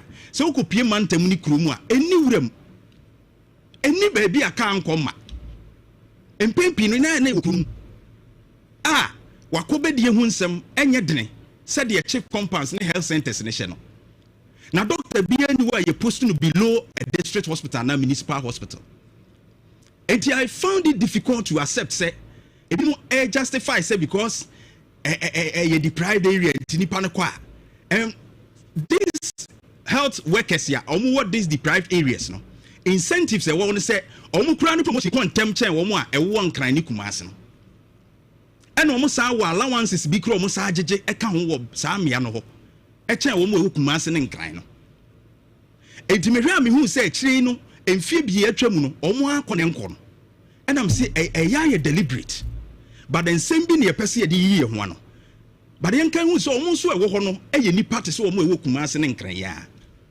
so omo so nya apomde pa so incentives are wujina in fact all health workers omo musika e fe pa no omo sika mu ede ya doctor for and so when you are posted na also wonko because of this by your nurse for your pharmacist your other categories physician assistant crowd ya na ebinu kra ho mo kra mo hyeguram health workers ni bo mo hyeguram health centers bi ni ade ya mo supervisor other chief compounds and so mo koba. But one thing I want to remind the doctors, not taking Hippocratic oath, and this is what the oath says. And son, I'm the master mercy. Jeff project it for me, or say, this is just a summary of it, or say I solemnly pledge to dedicate my life to the service of humanity. The health and well-being of my patient will be my first consideration. I will respect the autonomy and dignity of my patient. I will maintain the utmost respect for human life. I will not permit discrimination to interfere my duty. I will maintain confidentiality. I will practice with integrity, conscience, and compassion, and I will share my knowledge for the benefit of others. I make these promises solemnly and freely. So there wouldn't be discrimination. Nipa ewo Kumasi no, omo ti say nipa ewo these regions now. Yede nipa a doctor 435 nipa ba akokura nsi ho. And then a big delay of appointment letters. You need to report. Now assumption of duty no. So they are prepare appointment letter no, they are my effective date no. And then we call a regional health directories now. Omo ne behwe na bra wo report ye no omo hwe aye nhihye ya ape facility ananse baby omo de wo koto am oye adwuma. And so you cannot sit in the house and say my appointment letter delay. These are just excuses to repeat normal AC kane atwa mu a you post mu a monko no. And I think Honorable Minta and Kando, this distribution is perfect. We're distributing a camera. And we must ensure. So, I learned say 1 week or 2 weeks and others. And one recommendation I may say, you training more doctors. I didn't think yet Ghana. Yes, universities in Makwa say nurse for other paramedics no. To say laboratory scientists near deno. A been to me pursue medicine because ebia wanya science e wo na SHS. Na biology ben na cha anatomy a nurse for no koye. Biology ben e na chain sa anatomy na other cadres no moye. A wo mutumi koye but sa nkrofo ya be free ha ko China. Ako read the medicine no. Na wa ba ha be get Ghana Medical and Dental Council exam se twa. Ni afa no so wanya doctor wa ha. Nipa na yesi ya ma nye medicine no wa ha me doctor no. Obeko China akosua, obeko Cuba akosua, but oba ni ama na konya no asa be practice wa. But the system no will not allow that person to be enrolled. See a BMU a more quiet ama distribution no ye mre bebre said ye huni. And that will help. In Sha 104.5, I hope na uko hu nkrofo e wa krasia. Je put some of the images. A wo nya nkrofo nhwe wo mo a. Na ebi wu a enke wo doctor ni nipa no wonwu. Ya na areho pa. And we need to check this. In Sha 104.5. Yes so sa no ma no so dodo. Nipa bia ye nipa. Omo one kind and omo what those areas no omo so ye nipa. And we must respect life. The minister has brought a release so provide this yes our arrangements nina. So why won't you go? Report first. Ni intro this who report to. Then other things will follow. Now if you say anyway, how would it go? I think the doctors are being overpampered too much. I see a ready in Sha 104.5. Ebusia meba na Eugene say to and na yakua for that ye din komo. And now KuroYiMuNsem. Oh yeah! Come on! Isra 104.5. Right in Sha 104.5. Eugene. Yeah. Good morning. Good morning, bra. Bibi aboko de. Yeah, bibi aboko. E de nyame ase. E na yakua for that. Yeah. I think I share a doctor for no more command. I had Eugene. Me who chat no na me raho. But I hope one him say all kind of sounds. Those are Jantuah where cell proximity index. Region and a hospital some so free. 5 kilometer the hospital and the anya cry Ashanti region. Ashanti regions will be. You know, your issues when it come to her. Your best from 19 years at woman. You know, I hope an interest is over come no move free region in Magasa Crambe somewhere Traway Dumau. Abu Mom for a very sad day, and I can afford that. My idea, Ghana queer. For them, say population about 52%. Yeah, you queer. Yeah, 52% as one would also near queer by you queer no still wearing cattlers na a day. I hope I'm a dream say, see my queer yakono. Right. We team no using this year, no say it's Ghana, grow Ghana, secure our future. Maybe offers all the people team number. It's Ghana, grow Ghana, secure our future. How quite your lands no. Ghana is about 54% of Ghana land and you classify as agrarian land. Agrarian. Yes, and the TNSS say baby I would be ye. Yeah. How quite your mind, how I multimedia, opa quenim pavement and describe the damage to another feature and crochet and yan who baby sa. Babana burabo. Yami anya bro. Right. So the only thing says see ma agric near corner because social statistics so I won't say o me wa agric nim bebre ne ye ma me mo mpanifo no o mo mfie no kwanim. So what you say? You na ye wo energy, the vitality, yeah, the 21, 22, I reckon yakono. Yeah. Because your cool school, I see a punish as a kodo. So we need to also change that narrative and make a Greek. I say and the punishment. Because when you say they be a kind of currency. You see, can be brought to appear in Sanya in Aye, Sanya Manema. Okay. New be do crack and the Debiano, dollar get one woman as I was answered at the cranium about. Sure. And you are building the economies of other countries. What I say, it's mean on this day, you see a bit secure Ghana, near ET Ghana, near secure, see a bit grow Ghana, near big Ghana, near secure future. They are. You knew and let's start from somewhere. Right. To say a moon. You bet me target to say in the next 4 years. A more dear. Yankra. Say President Mama Bank conquering port here. Okay. Say no to bet me a conquer. Quack will cry. We are boom at me. A dear. Yeah. But Yaya Kokonu for real. Taste really different. So I there see me and the Kohon day near share. Now again, farm input.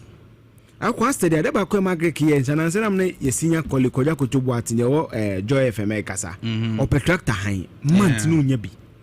Nti say bia ye pet sikabia sane ye drip machines no ye to agric machines sa near the various districts and open so hand bia na de akoye on say tools and implements no ha e ma de ne ya akono sure say akokwata say e ma de ne akono the next year sikasam okay unsa akwaja asase na sika wudi kohyem ene the bank creation be ma besia ba ne nyame adom policy rate na ba 18. Yeah. Meaning the banks between my loans about 20-21% any idea any bad.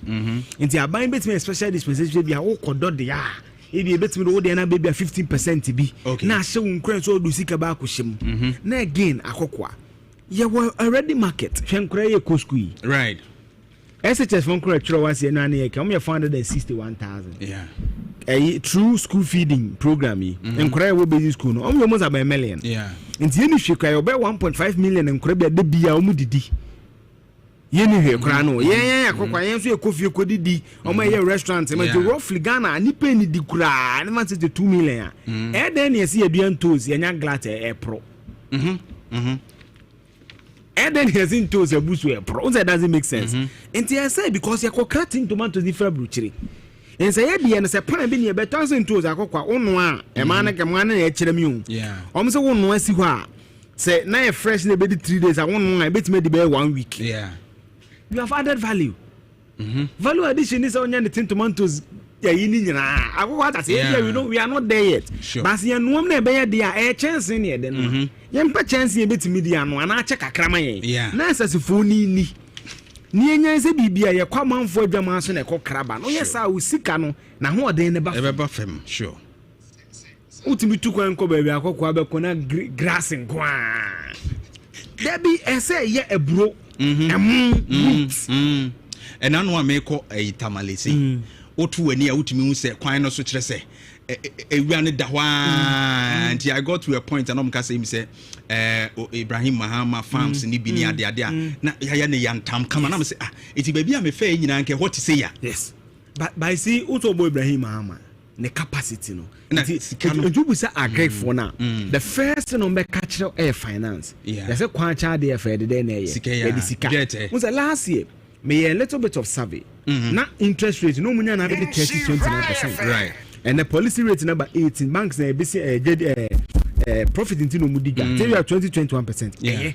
But any special dispensation be say na ko na be interest so kwa Greek man say ma do say mema okay a man phone no do say mema so I say yes it's women's development bank na ha na bem okay na yamwa na ka say bi support to farming yes exactly he identify the farming area of Rukumefo wa ha no so sa compared to say Drobon so compared to say Ebia Kumengu okay it is our farming district and yento tractor ba kubia harvester ba kubia rice deben ba kubia near the coho what I say no ma ko han yes kwa sabi Ibrahim Mama de okona ni bebre ebi onu betu ato ne tractor kwa bonsu onu etiche di no person start bi ontimi nto tractor ni bi akokwa ata say enti yenya sare identify the ayi nje so efu be ne da enti jesu hia bi ba ye kwasante benya bi a half no areas no tepa sa areas on near target sure na kokwa ye nua nye ye di kan ye me targeting ko emu ebru na nsense awra wosam ekopoku mekam Ghana ku free ebru ekowas aw me say na ma na sekura afem ye ebru emu wheat tomato meko na nsen na ye easy kwada so for say tema 2 years ago ni je ku ni see na je ne boy den Ghana timi kwa ko Morocco kwa carrot Morocco iti ni nyina ya de ebe na akokọ ensa fa research nka ho ese galamsey no onim into to form sans na akohia gold no CSR for metima catch us say eastern region there ye major in bia oil palm ni emu say ye say oil palm metima say western region o abewo ho Ashanti abewo be ka say bia eastern e dey ye major no research anya say ye dey trim na eka ya ka say bia Ashanti so chale muso fa kokoo me support e bia west muso fa bromra na obi hu ne strength na ya target na again ye nya buffer stock no sure ye nya ni ye first kan ko shem no mutimi store na emra because akokwa food nso ba bebrea the bumper harvest ne ba do do na say ye dimi ni nyina inte say buffer stock na buffer stock ne be me small scale factories no na say akwa bi send me video the one mo ye chocolate also wo hwe me critical na YouTube na no chems na ye chocolate akokwa edan no chocolate factory meza how enye bibi girigiri bia o man prepare kan video ni ma jam kitwa bi no the machine bi chocolate on mo ya na say enye solidified na machine bi no dey answer ewoso chocolate inte ewoso na fa level no dey say fridge ma say fridge kakra ka mu yo matwetwam akokọ anu ani hu enye bibi kitwa enye bibi enye hu bia sa unu me ntɛ important no ye ani a chro rough bi syndicated loan mama besia say me produce cocoa say dia betu awka na enya 2 billion pe ba Switzerland na wonu cocoa ba bia ni timinya in excess of 30 billion 20 billion dollars inti akokwa de bia na me kasa say it is the human resource that will develop Ghana, not natural resources inti empower youth no mun kwa Greek say na makam again yenye financial scheme bi specifically for Greek because a Greek na akokwa so no mo kan risk na na wosoro inti emom sa special dispensation again farmer services ana yera to force the president man person mo yen omo nhwemu kan nya district bia na say nya bi omo target farming district no no omo fen ko hye ho omo nhwemu kena ma wom no mutimi nya sa implement na nya dwuma na again ye ma schools ni inuane no ni anti import no say na be ma ye sika no ejina pintin ni ehun so man no at least ne ye dua ye di ye de adwenko ha ye ya ebe ye yie. That would be my submission on that. Because China food me benenam ha. Na omo be fe nim de kakra ye ne koko no omuti. Any ade je say na nu ya so ye se mu nya asem keto. Na na say koko ehun de wo mo bo koko. Unsa je se kan no. Dabi. Na nse akwa bi send on fried rice for no. Sa akwa bi so ba Ghana ha no be un say omum tunto indomie ade na table na carpenter boom na chia. Ana akokwa no ade o makoma koye aluminium sheet bi a uye ni say ya utimi de jollof ni so emo na woton no na no masa bo shed bi afa so sane pragia shed ne tie no they've seen a problem and they are providing what solutions. Wa akokwa enti sa na say ya de ne eye that is where the focus should be and it's not beyond us. You bet me aye. You bet na say CSR papa bi ene ni interval or rice breeder. Obi o timi kire say mo ye dua ni say or the combinations ama you Kenya for no using ni ade. Why can't Ghana tap papa ye so come Nigeria mo gina ye. O Ghana ni. Enti en tap into it because procurement na akokwa mo ye na say because of akokwa na dem ba power ye mo nkokra mo mra ye mo nkokra we mra nkokra emwa. Esa de bia ye sidi no kakra bia ye benya na pressure baso. But I think bet me keep you in the 10 11 say you can 11 am say me for 2022 the NB makan baba 2 years me nya dollar no so what I say e bad dia na say budget me stabilize na say 80 kura akokwa am this bank so metwi e keep it metwi but one de bia wo de kakra na ekokra na akokwa ne ma ne kro mo de ba no hwa quality na ensheda nimu sa Ghana rice, you want the papa ma pa na wudia. Akwa emiso no ne de ayi akokọ mesa. No yes spices. E de akokọ mesa no akokọ pa na akokọ wudia akokọ nkwanya. O taste no anga. Eno bi akokọ nkwan kra wunti taste. But first me come na wo sejimas no bakoko nkwanya akoko mesa no otumi say yes ni nyina hakoko mesa so betima ye no betima add value kaka no ato sure China almost fight some of the buy system when you are doing any complex bia no man simple way very machine odi ye kitwa bi ko no bia grind na paper bia ba na atale plantain cheese wo mutimi dia de na tadija na atare kama ye betimi aye sure until media almost say eat Ghana ye bedi omu grow Ghana ye grow secure future on a policy bem and they be mkata akwa sa na ma sa na difficult you see akwa wo ko kra de aba ene wo ye card e na eden the car ye bedi oko kra no whatever sense I will be but yeah when is kind of kwa anopesa holiday what I say me obiada wo nti boso meso na bia mitimi tobi na ntimi ntobi a me ba adwuma o wa so that say it when you put much effort into something the revenue comes nti I want to see the adwuma and it must be deliberate because akwa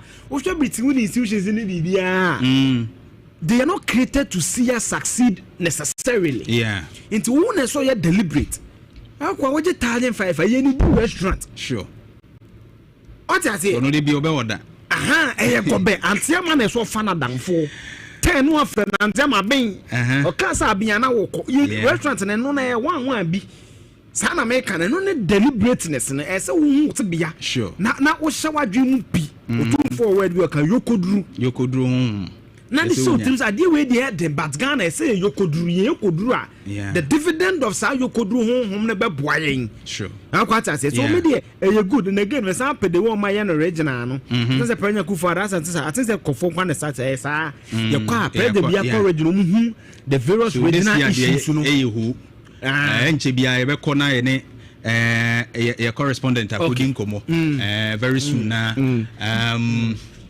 enti odi let's get to this year wusu oba homa no so a ye ne be kasa ne yahwe ha wa no matie sisi ya no pay we say unko we na nke na pele ke wie ya kokwa na nka Bernard producer wa chechira to celebrations ya ye de bia ba bia for no so complaints na so complaints amika musika sem no since na sisi kokko for na to amagalam sefo obehe akwa enka no kre kokko scholarship be kona kokko ni bi ne ba nim eno de Aljazeera for your research you make kind almost some western region cocoa farmers edua cocoa chocolate ebi kure ni bi da otini nyina ya niama ese de adwen e ko ntina masomogla ne ba no ye mi do musika sem de yenye ni ye ma wom ne ye special pension schemes bi ma wom on health insurance bi kura special a odi yenko e bi a specific ya de bi o ha kwa e free ni ahwe otini pa no o pa bi ana o do bi se ade na wo ye ni wanya so mfa kwa kokko aboya chi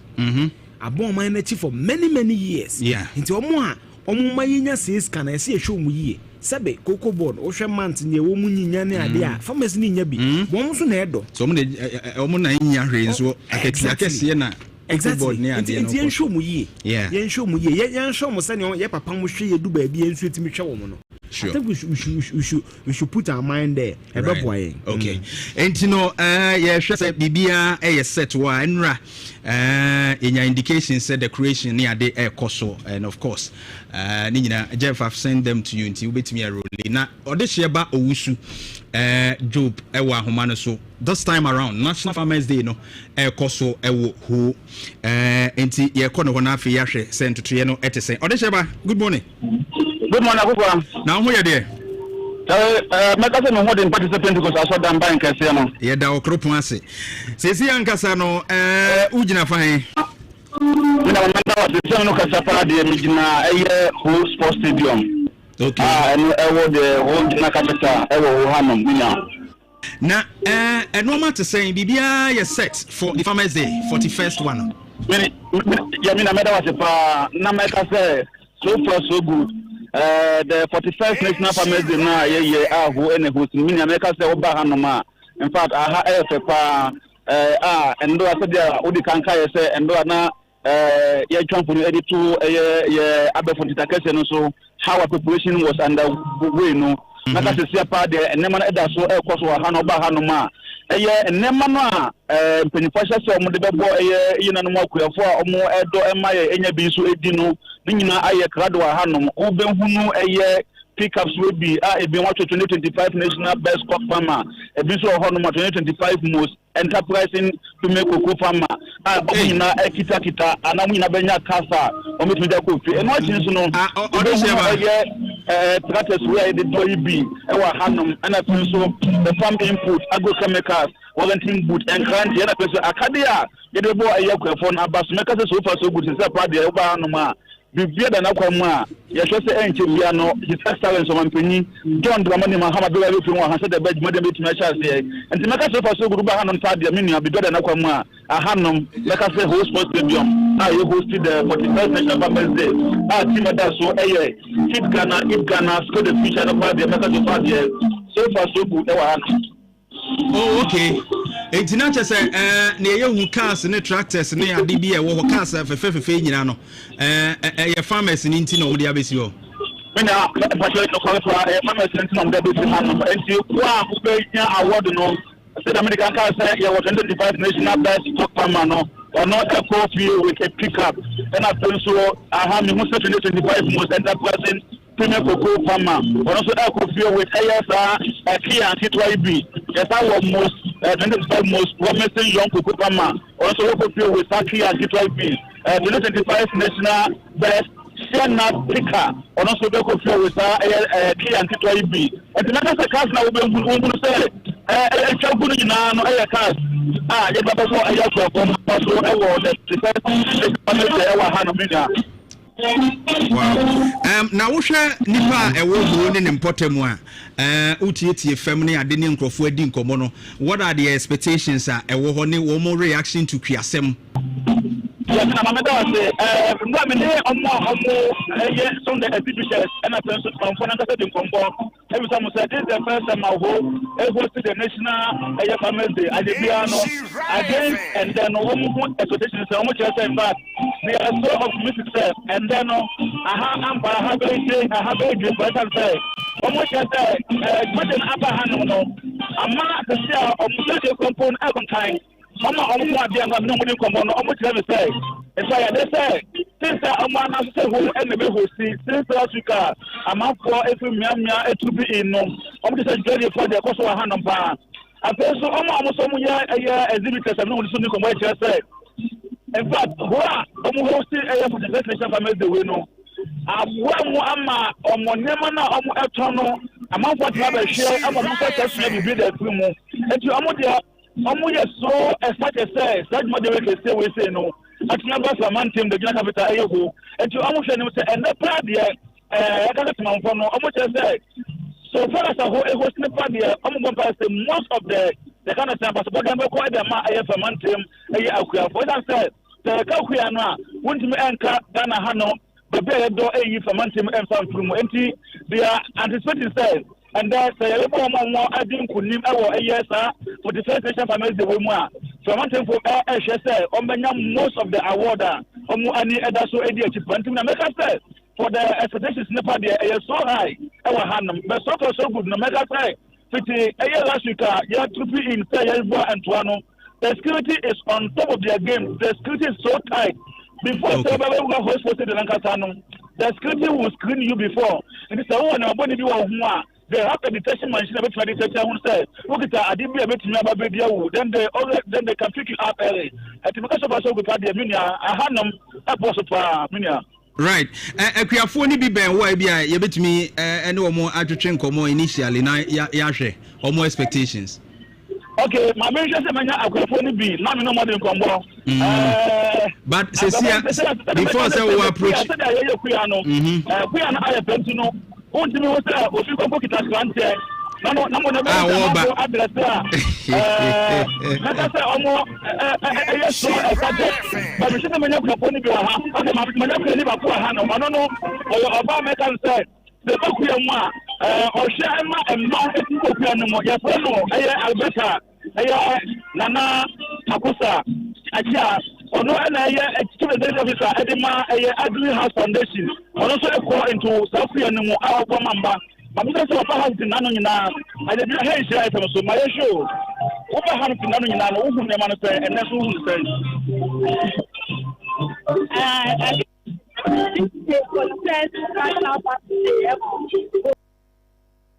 Monday. Now, I think that there was a switch I was all the city regions and just the awards. Now, what awards is one? I think it's over the years every day. Now, what is exciting to say? The category for awards is recognizing by the CIO school of the award. Junior higher, always agriculture. We have the award. They are taking on you any women air rising. And I'll show you this one. It's more because this year for the one there was companies all over the value chain, right? From about 145 companies from where and then as a man they may just a bit over 100. But this way I increase to I think anything more than 150 from what we do. I think that we are looking for an organization so very smooth, very important. We coordinating council, any way I come over. It is a working relationship. I have very strong. I'm putting them together. You know, we are looking forward to family day. Our family so somebody never did the culture. Somebody never did the before. When you have a place, it's a chance to have the thing.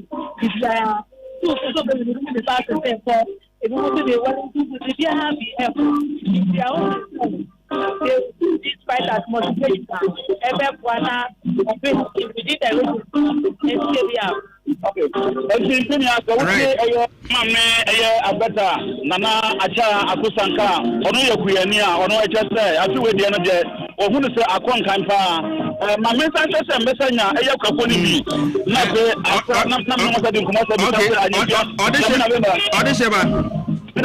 Otemenga. Yenim se break on animuna no yebeba o hagigi details ni na ochna experience ni na so kukura ntumi yebeba but then empenifo no ma shase by is almost 8:47 empenifo na shase eba ho ehifo na expect on you mean about before say I make because of a hanum no of captain sword and the ma I next below I omodan bi e for mountain hanum I go captain hanum and you just say go home ansana but no never be the main ground hanum. So this is another commissioner. We do to across the my from this is 104.5 FM. Wow. Order share by better say no pay.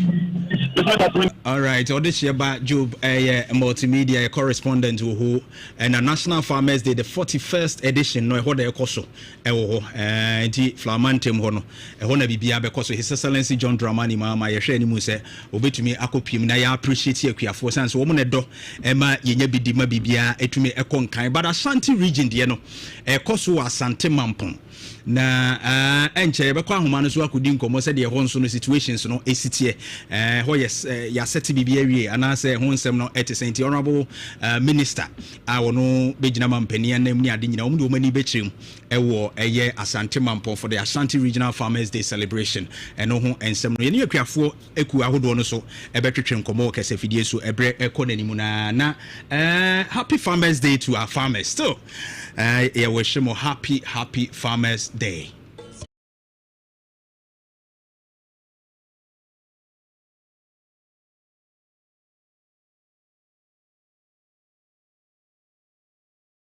I'm ready, 41st National Farmers Day. No, when we say about so, I was Flamantem who the regional capital, the Oxygen City, our Ghana Hanum.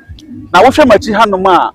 Aha grounds now you be celebrate the 41st National Farmers Day ochna aha and the whole sports stadium honum the venue wo hwe kasa ewo hanom eda bi say ochna omo a omba bebo abaso as farmers no omo awodis no na mom de be mom bi na wo nsam hye wachi hanom wo hwe achi hanom so ba bi o mampanyi ne mpanyifo bomba betena so no e so wona fenso mo executive ye kan sen canopy so honum omo a omo so omo ye exhibitors no so no wo hwe omo ne ma so na wo hanom a omdomadi edi twese akuafo omo ya adwuma ede so mangana so betuma nya papa ya timi adi adam ka se ba hanum ehwe how preparation underway ahead of ochina the clamors nankasa no eti ewa hanum my no more hanum be din komso say nye bia no are they fully prepared for ochina anase say YENTIEMUNSEM bra sesia na ni je ani awosepa pie so say dwumadie kase ati say yetimidi ho ehyemu in fact ye ba ha no say de nimdia hodo abade na ya so abesua bebre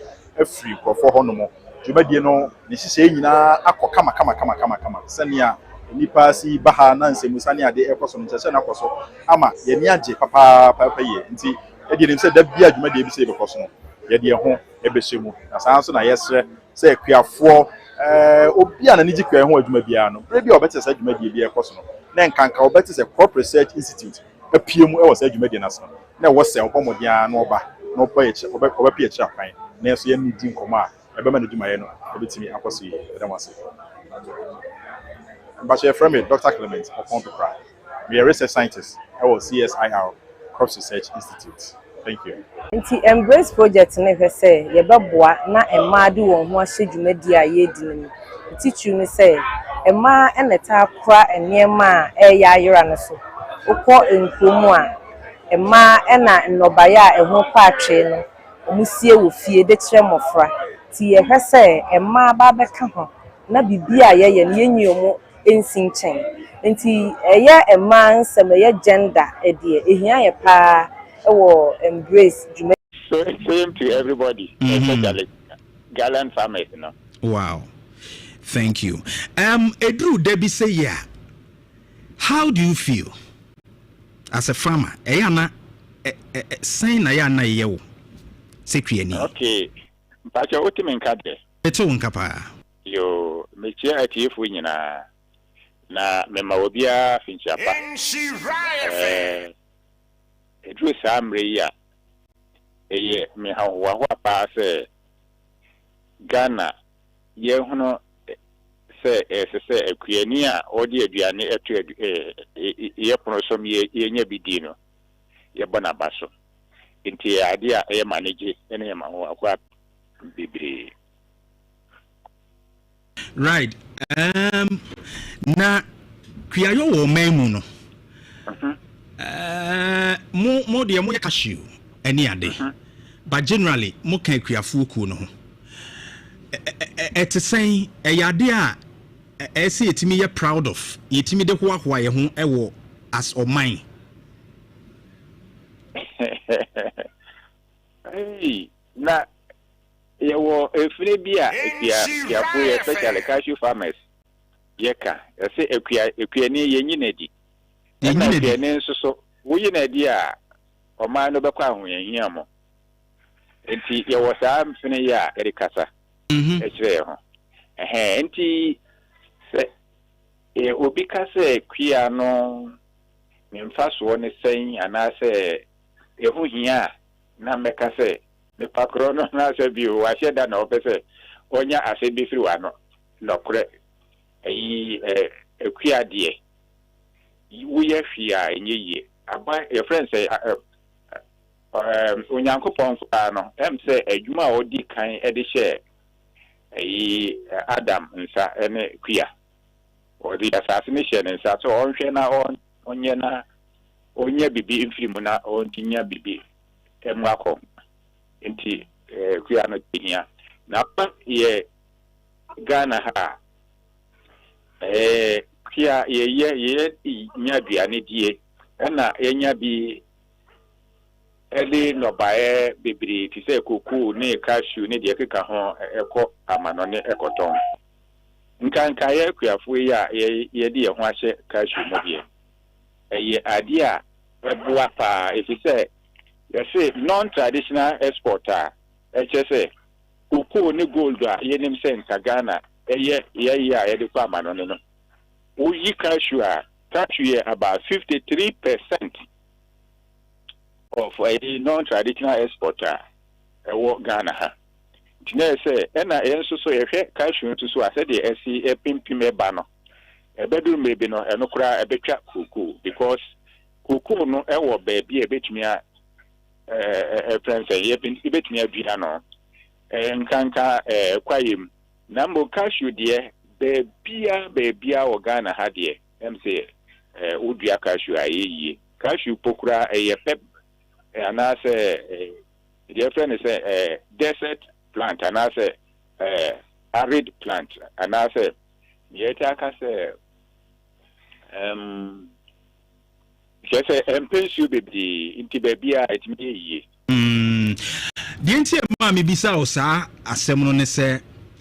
Minimisa wa humfo nyini ni ade bi ene nam a eya na akuafo mukro ya ensase amodi yekua no mode ma galamsefo agisika ni etwa kokodua gu ni etwa atean kashiwigu ni etwetwa nnobaye ni ade egu se mode priskenti akoye te se kuayo no so nim faso ene ma me bisa o sa question di ntina eya na sa no ma nyina akoso meka se nye kuani pa odo na ku na obeya adwin se utwa ne no ba na egu na odi ama obi atu gudie enye sa na mbom ebi asase wura bi wo ho na opese oyi kuani ne firi asase no so na onya gudie wa asase na se eton ma na enti eno de ebetumi abasa ena afenso aban ne atitrefoɔ no mu a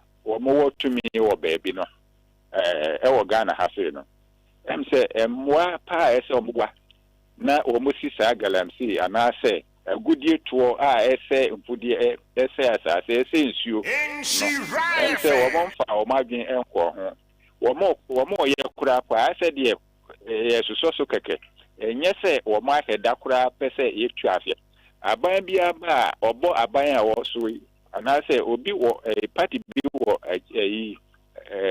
ekira de o ti so no e na obo na chi ono nso ebefa adekro no a ono fokura de na afi de wa mana tra de na o ye no nti aye se de kwan bi so no eye de obi ka say a big cow bi a obi a pese ono milk ana say okotwe ne fusuo nti sa na aba nti ye de cashew pa die no kureni ye area ha die ye besere se enka ye mpese ye beti se obi kura asusu se odi galamsey beba ha anaso obetu agudie wo ha na ye Ghana ha no ye problem ne se asase Ghana asase be bia obetu bia na e gold nti sabio nyankopon anhye damfa anhye abrofoti mu se ye mfre Ghana Gold Coast. If you say bebia de unya gold wo ho na se sa na etie na se gold ye bedi sa agudie ejuma dia na ke se bebia ne ho a ye beja no ho a nchirima ebetumi adidi so na gold nso unya tu ya sign na ne de keka ho a de gu asase no no ma asase no se kura a chire kura wo be ye kura e de yade ne de keka ho na ha nti se be ye dia anka yembo mu de akuafo yi mejina akuafo na mo asre aban se ye besre no bibiri kwan pa bi obetumi afaso ama o mo ajai galamsey no won faso na enye galamsey nkwampo na edisi prince ajuma ne sika beba ye ja gold ni afa kwan pa bi so a ye betumi atu gold no sane obuase ne nyina him ne de keka ho no motu agudie no de betumi aye saa kwa no so aye na se entisa na se yesi obia o wa asase no wontimi mfa mane entu gold a na se o mfa nye galamsey a me so se enye moa bi no de boy na aban so na ewotumi a o si a ayo nti yesre se ni nyina eda abam o pese oboa Ghana de a ene obetumi aye minka se aban also no nko a aban bi obeba bia no osi saa gina ya na se Ghana fo etimi si saa gina ya se ye ma ye mpa ya saase ne enye galamsey dia mc betimi aboa finally edru brebi se ya na eniji aba ye celebrate mo akɔgye tractors mo akɔgye cars. In fact omama mo enoma bi kakra na ye de sika so bi de api so ebi kura ho no ma wutimi nya dan kra ne ade a na ye de ache mo na eniji aba but enu na chiri no eya na eniji a aban de hia mo no aban aba aban kro ne ade omo de hia mo wo saa kwan so bi nyina ehu saa se omo dwene kuayo ho no saa na tie wo fem ho nhyehyɛ ye fa asoye na hwe KuroYi ho nsɛm so emmu de mamu no ete sɛn yo say the working sa na tie pepepe ye boy abaso a eda no nkwa ne anegye if you hold kono nyina no I said any abesi ye dedem adenti na meka ne sa akuyani no odo ne banchi odo ne na board ye na se ba kwanya ebe fa so ebe preserve no da bia ban bia di na no ebe ka ho asem nso anamon pa ye tudie ye hunu obi da aban a wo so yi nse wa ba aban mu da factory ba kwa na o si no friends commander sugar odi mfie be ngotwi na esisa factory no ebe si ne menyi ni se 1 kilo kura of sugar kura enya free ana 1 gram of sugar kura enya free commander sa so na aban asan aba o se obeye farmers service center ya sempa otimi ya ankeye na ankoye bibi se ne ekobae no mfie obetwa nsɛmfie bi obetwa bia obetwa awie kura na service center no ne yentimi nsinwie kura po ne ya ekwepo de nneɛma na gum nti mesere se saa adia ye di ya no kan ne ye kɔbɔ ho dwa ne ye botun sunsansan a enkosi hwie ne de me fe se nka aban ebeye bibia ma o moda uru kese saa na mbom onye adwuma no na nipa no hu se adwuma ya wo ye die saa ya wasisi ya wo feed Ghana saa so na ye wo planting for food and jobs nso eno nso aban atwa mo nso di bae na aban atwa mo no de odi bae ya na eboa kakra ne se o nyoma odi sha kuafo ekuamo no o sa di silos ka ho enti sa silos no ye behwe se aban a wa bei o momod na no nhwe so na on trim na equipment a betumi ama ya preserve nyoma nso on fanshim na enye na abese aban bia ba ne obi aye na obi mpese obeto aso no sa die em se yin kai timi gyae a anka beboaye nti memom de meka ne se akuyani no beye adwuma na oye adwuma wie a kwan odi baabi odi ne fudie no begu na ne mre pamo no wanya ho mfaso no anase oban no kurambo anya ho mfaso no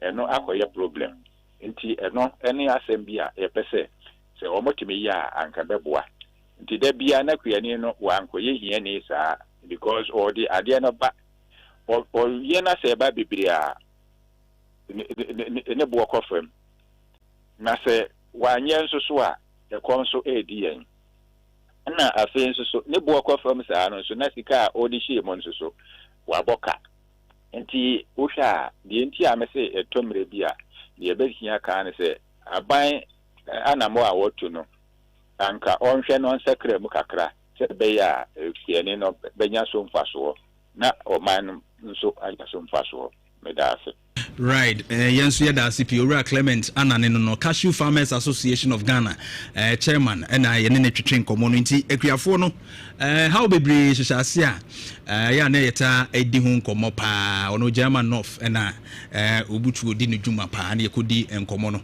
yebehwe na afi mrahye bedwam so ya bodi awura ho mo na ye agyantotoye ne papa isika a wo kan ni akade nyina ho ene yebegege no ma tuma mo matu ho anamo se nra se ya wo ma agi atum se enkoto elopre na yemfama Air Force fui debate budget ho ne no ma no ma ya wo mo ka ho bi ene wo ye ntotoye ne ade anse be ya kuaye no akade ye se fata ne ye de bebo ho bra nti ye no mbedi nkomo na yahwe committee agri committee no na yahwe se ede na ekoso ho na nhyehyɛ ebe na wo yanim ebra edi yanim ya kai se enen se o sendi sika firi abrochi aba efiri amanone a fafa eye sun Ghana so sun Ghana o de faswa yente o hwe money transfer o de usika efaso de ba ebeba bedura sumdwem a biboni bia emfamu mamenko ahoma no so ne honorable Isaac ya opoku Offenso South Mrashe Bidwani Entwetwe Kobo. Honorable, good morning.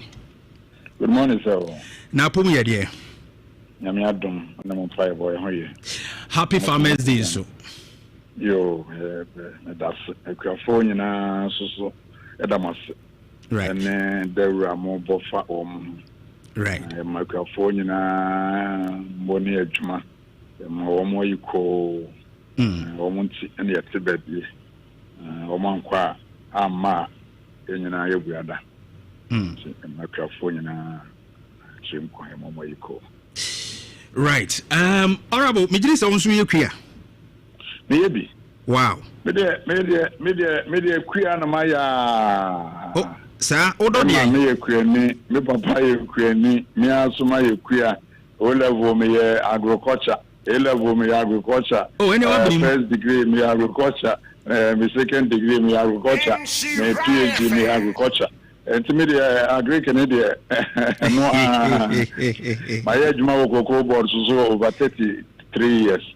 Wow. So, and my life in the agriculture. My year was a minim dot, minim cocoa, minim brew, minim hata, bibia. Wow. Honorable, dear Ankasa now, Doku Nkwana. So said the me dog cocoa kakra, me war a besso so kakra.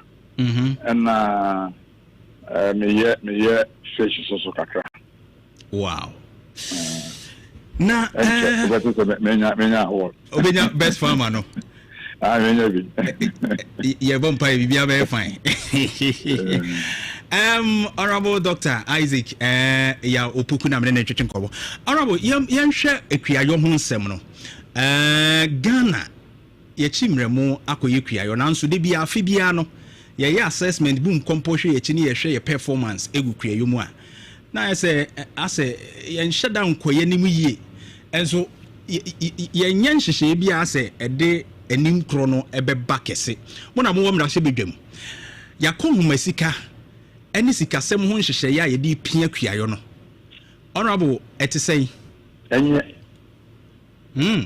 kra ahu sɛ Africa ehun sɛ ade a ɛha yɛ baako paa ne kom hanga so nti omo wɔ agreement bi Malabo agreement ya Ghana ya sign ɛna wa sign onto the agreement biara no you are required to commit at least 10% of the national budget into the agricultural sector. At least 10%. And so Ghana, you sign onto the agreement, you know, what we are committing is less than 1%.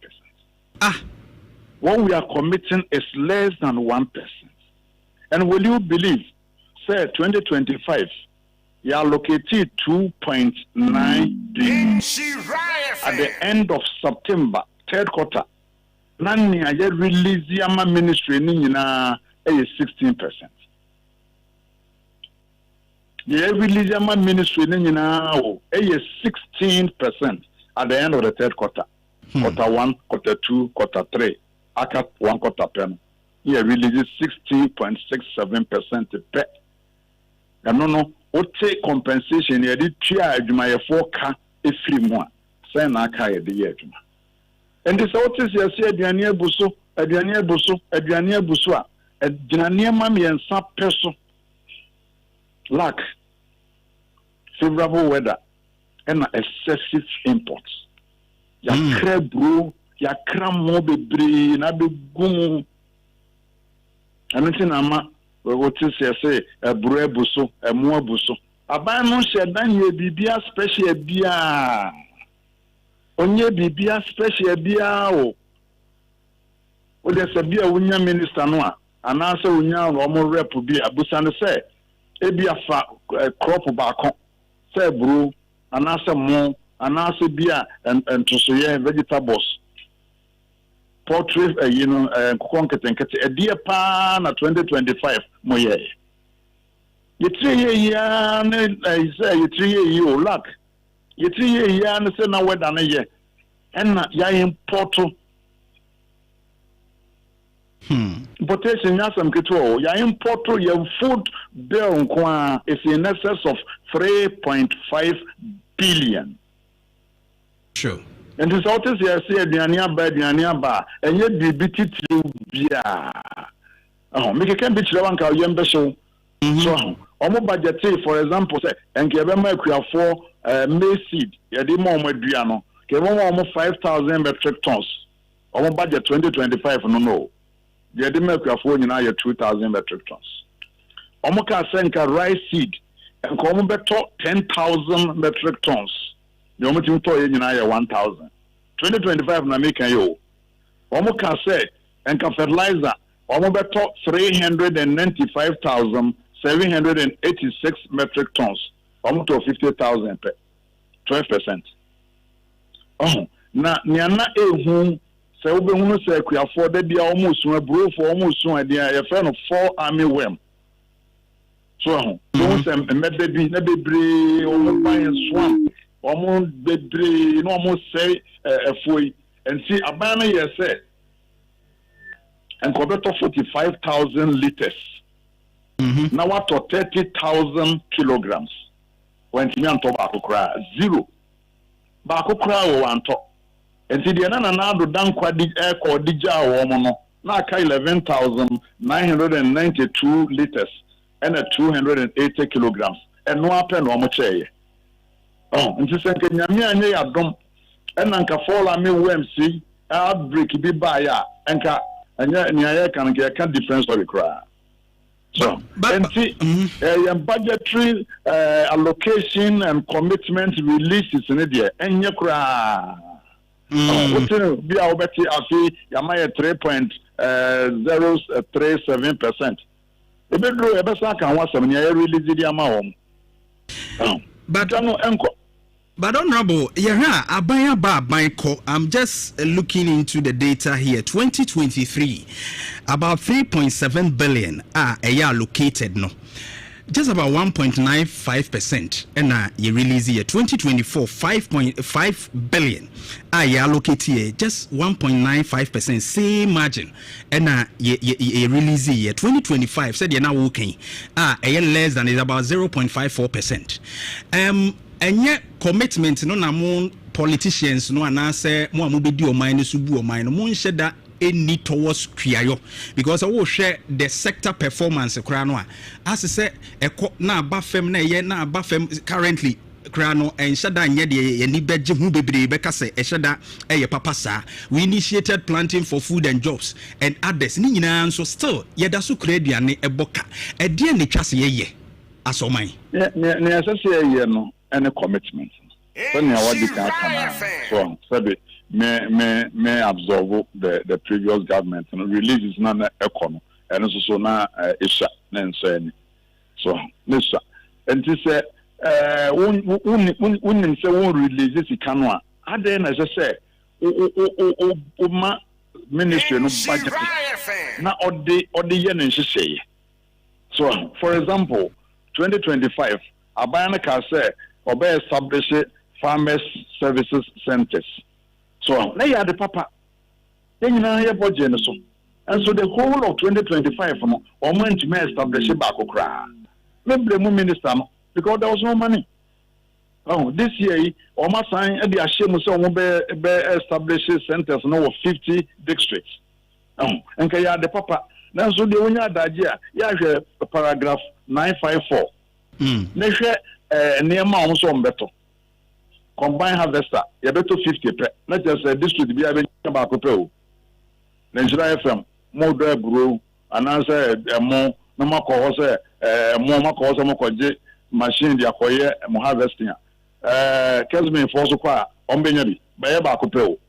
So now, apart from that, a crown, figures now more cool to a shareholder. Oh, dear, and they farmers day no frame ya say. Next year, Obasa frame will be one to do our motoy. So, yeah, the another kind of fair, and so yeah. And see, sir, commitment, Yanika Kraka, Farmers Day, and one Resika, best send or home, best one Senate ministry budget. So, best send or home, and to media. And him say a book of one in a bustle a year. And so California, a best show among crime park, a need the sending crime, say, me no buy no me wia menya a market menya tofo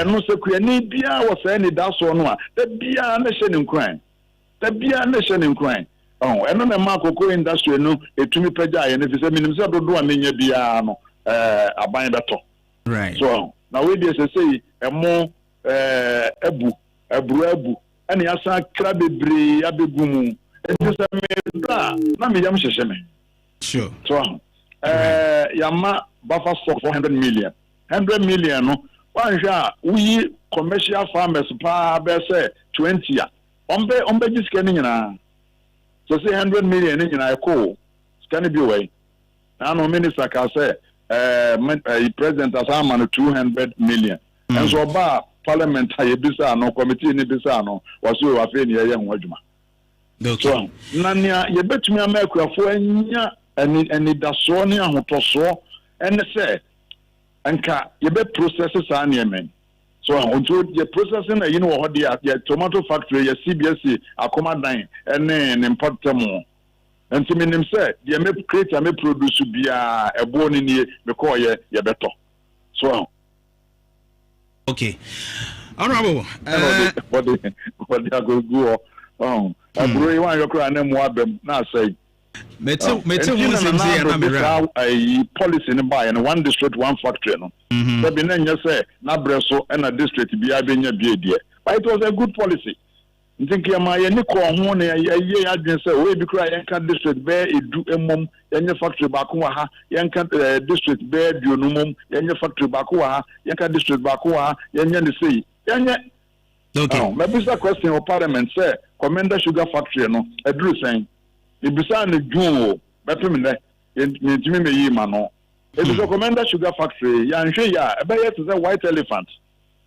so ebe ye to say white elephant source of raw material no ewo hen honorable ensem ho na ebre ni nti wo de yentwa ne tia me se be koso adi nkomo ye wura week ni mu de next week invite me na memra studio so oni yenya kwa mama memre sure ne yetimi awura mpa na yentumi any Greek no nkomo o se kua de eno ne kua obi a so obi o sora no pa na wonya aduane di a sabe woni na mo ba bi woni na mo ba bi nti aduane de ehun hia pa minim nfi a wadi basenka 1983 na wo man mu a nka ne mekan nka obehu se ehun hia pa 1983 komo e ba Ghana pa no eno din e ma institute za farmers day yo right so ne be ya ye wure mfiri ye ho na da bia no ye be koso na ye di agriculture ehun enkomo so nti ye sra ban no say Malibu agreement na wo sign ye no 10% no ye nko ye nim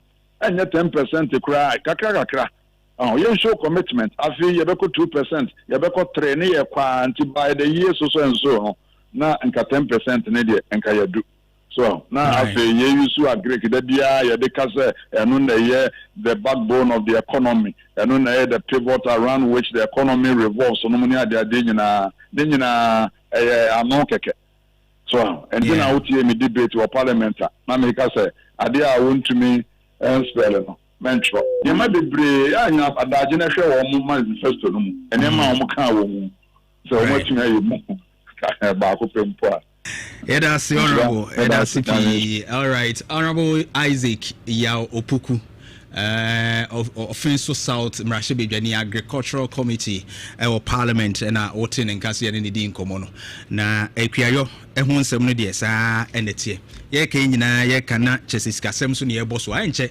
meni obedi nkomo na won so watimi aba ahoma no so na afi atwetwe enkomo ewo ahoma no so but ye nkodi sikasem ho enkomo kakra bi nwie na ye wie a afi ye de aka no nyina atoa so de ama meba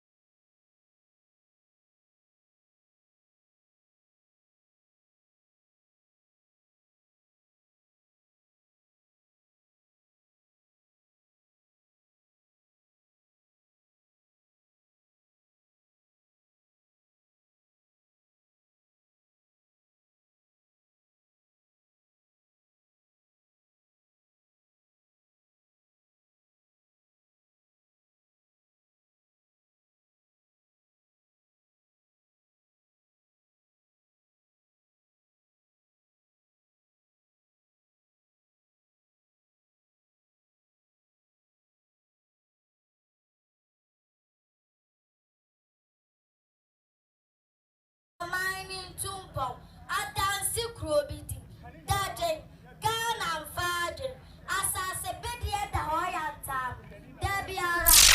And now KuroYiMuNsem.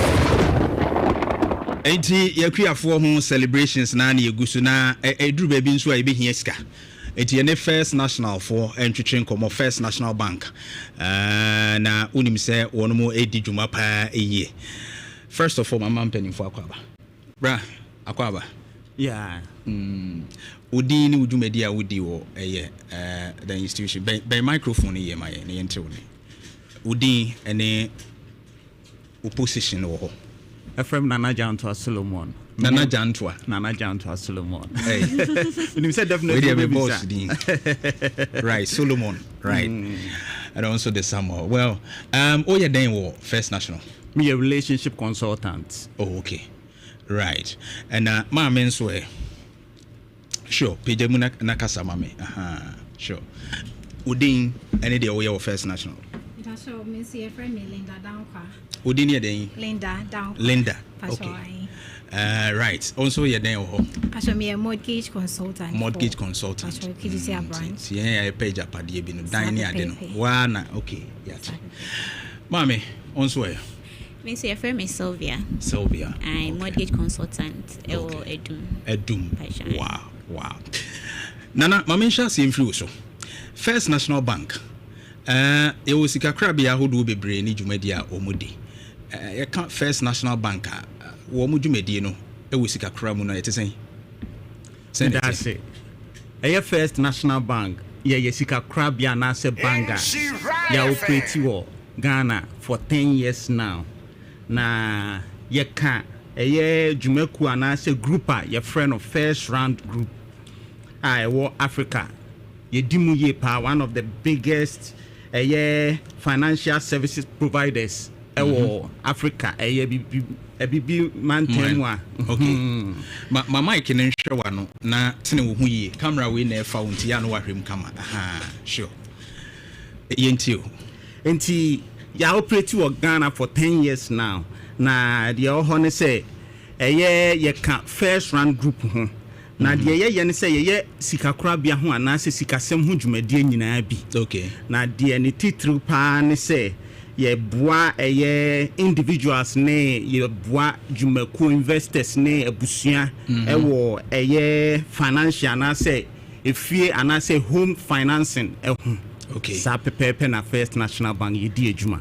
Nti ye dan ye fie ne ye ho hawo nyina mudi ho dwuma. Sa pepepe. Right. Na sa mortgage ya semi a wokan minim se matese mo bepie kumase eden na mo ye ne kumase efa this mortgage ho boso kakra maye so eradi aduma on the 8th ekopim on the 12th. Okay. Edum branch Hapa Road ye ne senate na was same building. Okay. Udru Hapa Road at First National Bank ye ne occupy down ho nyina. Okay. On the 8th forecourt one ye mortgage to fa efie ne nsase ene dwumadi fa mortgage ho bia oba ho a ye ready to assist you. Okay. Na ya buo bibiara fa mortgage ne fie ho ye fie ne nsase ho nsem nko ade afa bedan. Wow. Linda, ma yenhwe mortgage ne ho asem ho nhyehyɛ te sɛ bia obi are you interested or person ba First National Bank na mutimi bua no ma odi ho dwuma ye ka mortgage na nkasa wo na wo ye expect e wo bank wo ye diade e cover den kwan be no bi be fa so access me da se pa ne akwenye ya odi amami na me fa sa akwenye we so ama onu etiefo nyina afisia pa ye joso hyehyɛ se afisese na obi anya fie ene asase a na kuma epe. Okay, so ba First National Bank your mortgage product. Right. Mortgage ne sika ye de ma afoforo e ma omutim de so ejapade. To say if you say asase o ye betimi aboa ma wato. Right. Ye tell say your product kakra make am wasem kakra bi because of emergency. Ye home purchase, ye land purchase, ye equity release, ye home construction, any home completion. Home purchase no say when we feel be na so we need you ho na pese e toma wa okay e betimi abo na ya to ama okay and a land purchase no so we hu asase bi na e de yie na pese ye toma wa no so e betimi abo ama wato equity release no mostly ye de ma ye ma omo ye adwuma omo ye omo akasa adwuma e we be a business na ohia ska na odi ahyems na be ya business no e betra ye betimi abo na odi ufi a wo dada aye esiwa collateral na ya boa ama wetimi enye ska dia share business nim e na ye home construction so ni home completion eno so ye say e bia wo asase dada na wa hyase ACBBS so e bia wa start with foundation and na say where you learn to okwana ye betimi aboa no wetimi awie sa pepepe enti no pay there I wouldn't waste much of the time rainy products are mortgage department yes. Right now obi be den wetimi access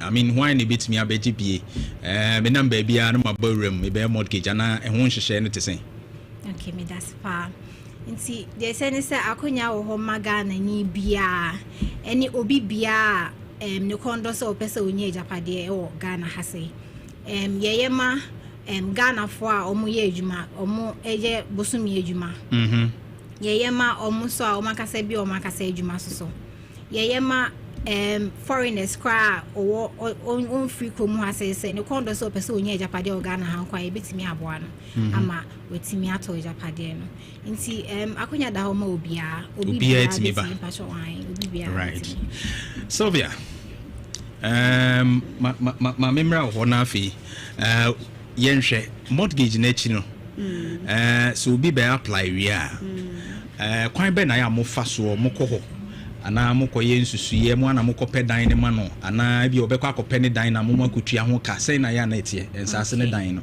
me da se bebre afisha panso ne etie ne say mortgage ne wo mu bebre se na lender di kan no obi wo ho no ma ono ankasa na ehu fie no ana opese yembo an na yento okay nti eno ne de ebi ono woni sika kakara da ba ho kye na aba ano nti yenso ne so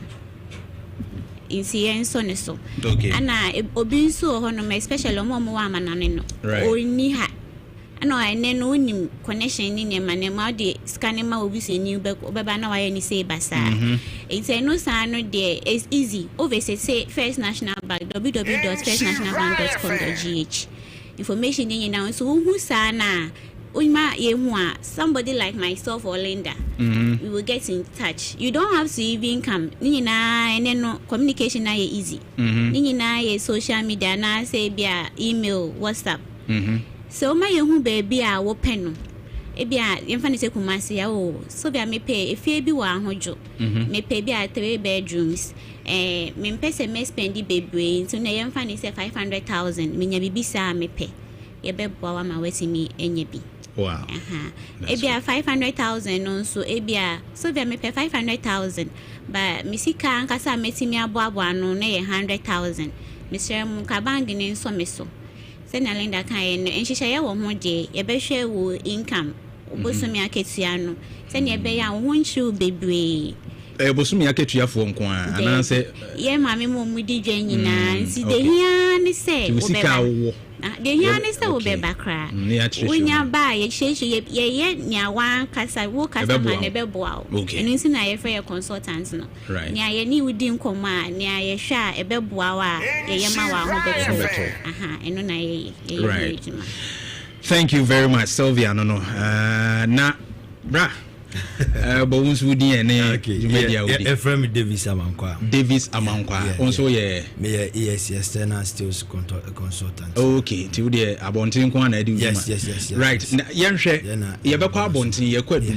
yes na edum no hwan ne na betumi aba sa adwumadi na se na wo banso akwan be no befa so a obenya kwanya yes akokwa onse ye nyini bani ade no o engage o maame na o papa o tufu kwa na o ka se peskani bisie na o peskani bisu asia o ka che o se bomoden so be den o be si dan dan ade ba kwa menim sie nyina ebi wa afi be so kwa na na yem hyehye no o be tua dan kan ade na kumasi apesi no mortgage enhye dan ye popular akoye enkran na fra broche kwa na ye popular ho ene bank kan but in the First National Bank ya dwem ho ye de abakumasi en kumasi so ya de aba no yeji 4 days from 8 to 12 and ye ni mo be engage and akokwa edum ene ye no edum snit enye ira kwan kiemi hono ma udu kiemi ho a wo de unim ba bia na busa se wo ba kiemi hono ana snit building no wo bedu no no yesiesie ho kama wo de wati brane bebusa bi keke wo ba ko anya chenchen a wo sane a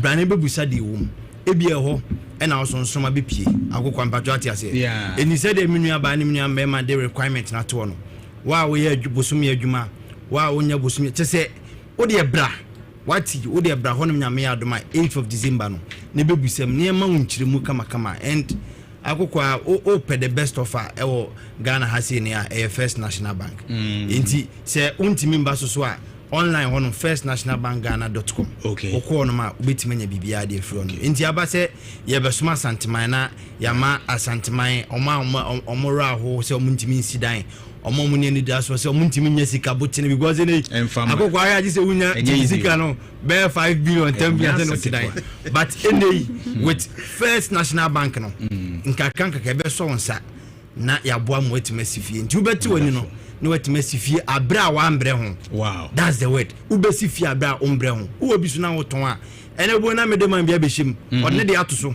nti na ne dia meto ne dia ne nkoya ya wodan ne nkoye what you say in the First National man ba be hye honom no abo ma bibia is seamless e be simple na obia wetima to fie no simple na se wonya usika atwate nti abase e be ma edansie ne edan to ho nsem no ai na bibia e kama pa de Davis yada sedana finally number bi wo ha mo de betu dwase bia obi o ba na bia wafom kwan ne ade obetimi a contact him on that particular number.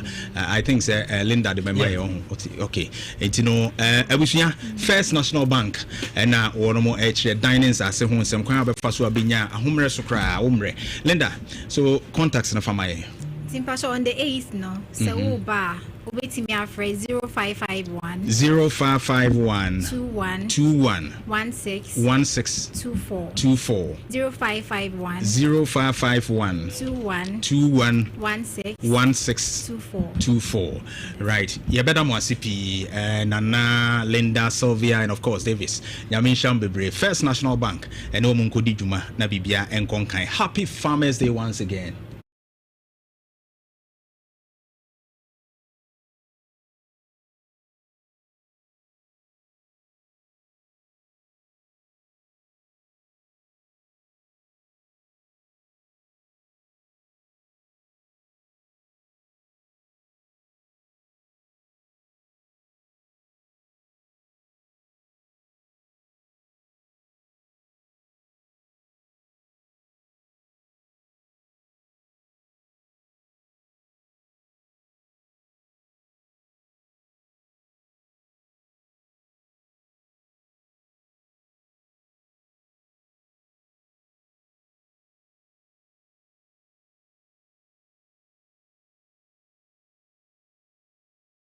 Woman crying na afin so ne onso be ka kira ban efa se we akuani ne mo hwe sa ban ebe ye no nyina no onso betumi afra me yedi nkomo wo kasa fidie so 0322083581 83582 83583 0322083581 83582 83583 kai say Absa Bank your story matters top tier study abroad consult and ye de kwa ma no ne akosua de bibia ebe ko yi pa UK USA Canada Spain France Germany, Malta, Australia, South Korea.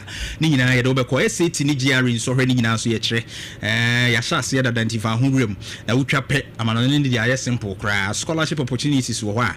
Wono mo be pe bi nso e de ama Kumasi amakum ne wo Bank of Africa. For 0260 411 847 0260 411 847 and crime Medina Polyclinic no hwe ni mu 0203 592008 tap send papa no amano na ade fisike free wo ba but more than fa tap send so ne bedura sumdwem ye ma nipa 200 achade pi no a ntiska no betumi a so be send na wo kan nipa 200 no ya sa de usika na sa send o back e de bi kura kan ho ye tap send papa no ti amano ni ba bia wo bia fa sika fa so grafie na e beba bedura sumdwem e fast easy and secured current account savings account susu account fixed deposit na wo bia Kubieni Adansi Rural Bank. Wonu biema wa. Wonu nyina be nyina bom. We grow with you and your business. Business no here loan dia trim, business loans, commercial overdraft, susu loans, salary loans ni ade nyina. Ubetumi akokwa akojibi bonanza besia tele no. Ehwa na wonsa be kan bi don keke mrum atonsu kase asanwase ejosu kotwi from 0577 361 439 0577 361 439. First caller, hello. Okay.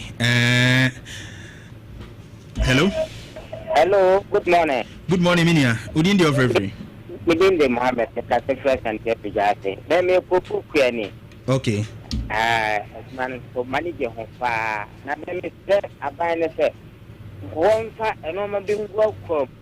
Emma Kuyajuma, and any public free. I cannot. And then on the heart, and no more fire fast in your piano. Yeah, and then what they might. If you are trapping, or my quiet fast in your piano, no more for my the uncle man can be brain and form work with mom. We have man fast also be brave. Yeah, me, yet me, them, me, put mamma.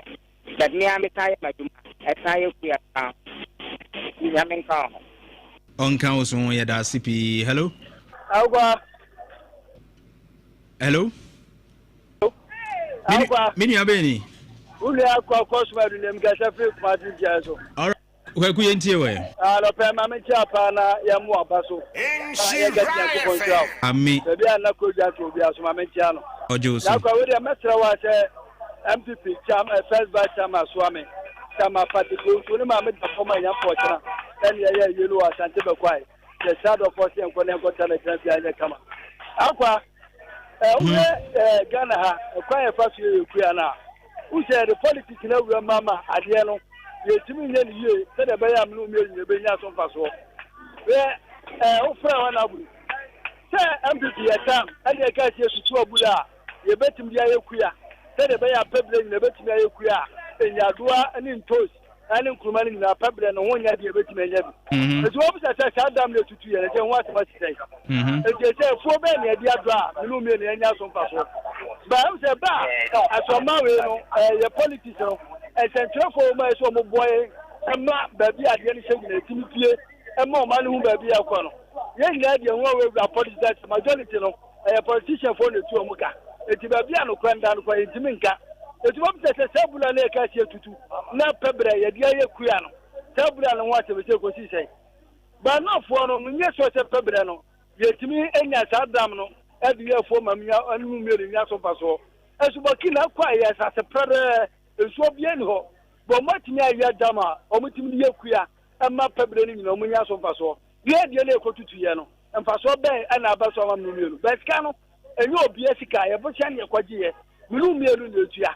It will be a set up Bosania Quadia Mumia Paso Bay, and your free Adam Yoko to Yanoso. It is the master say, as your parliament in Ancasano, or Mudia Diagro. Who's MPP says, oh, MPP you. Umusan will come back or back. Musan sat down and want some local say. All right, Meda CP, maybe son about planting for food and jobs. I women now who must hear Donny D and Uti the Okai. Hello. Hello. Minia. Major so. I'm about to meet you on official taxi that by Giran about. Right. And open a coupon to the boss in Shamu. Ami. Now we say you care to gas in the Shambola. Right. I don't know me deep bank of what you cocoa. As you say, a man, no more with your bank in the body by after them. I don't know who here for. I can answer the network now that you are. Maybe I want to cut the mark. What do you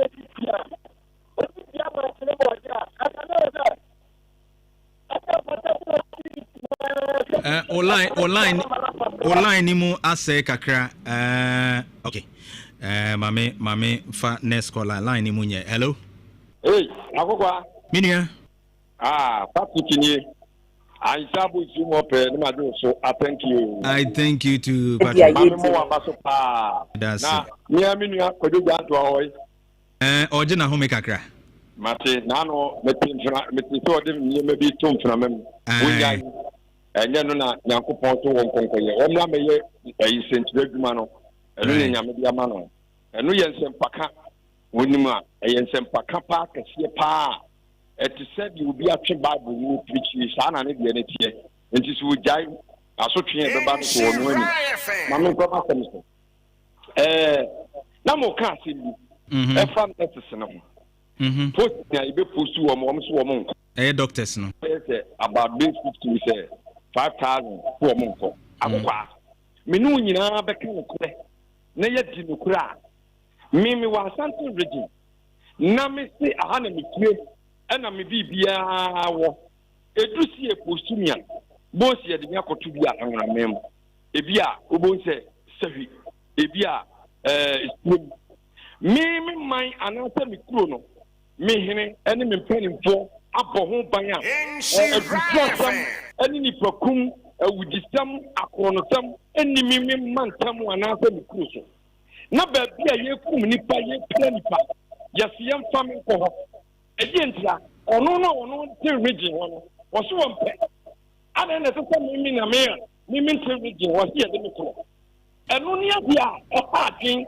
because wɔn pɛ ne yie bi a obiara tete ne man ne yie sɛdeɛ yɛde wo kɔ a wobɛnya asomdwe na woyɛ ɛbɔ nsuo yɛbɔ wo atuo yɛkum wei na me yɛde me akɔtoɔ sɛ menkɔ na menkɔkɔ wɔ kwane menkɔ sra adeɛ wɔ hɔ ada yi enti deɛteɛ no sɛ mpanifoɔ tie ni a mewɔ Asante region yɛfa me nto Asante region mewɔ Volta region yɛfa me nto hɔ na sɛ o reason ya wo state right, Medase. The reason here we stated that wasn't the reasons one of them are for the entire womanko. And we have for region, any other regions no. Meaning say ye kumini power Bono East, ye kumini power. And if you look at the number and Dodua report wa iswapa any the eastern region, any idea? There are other regions to talk about, and it tells you it's a trend. It's not like a hot inti. Hello. Hello. Minia.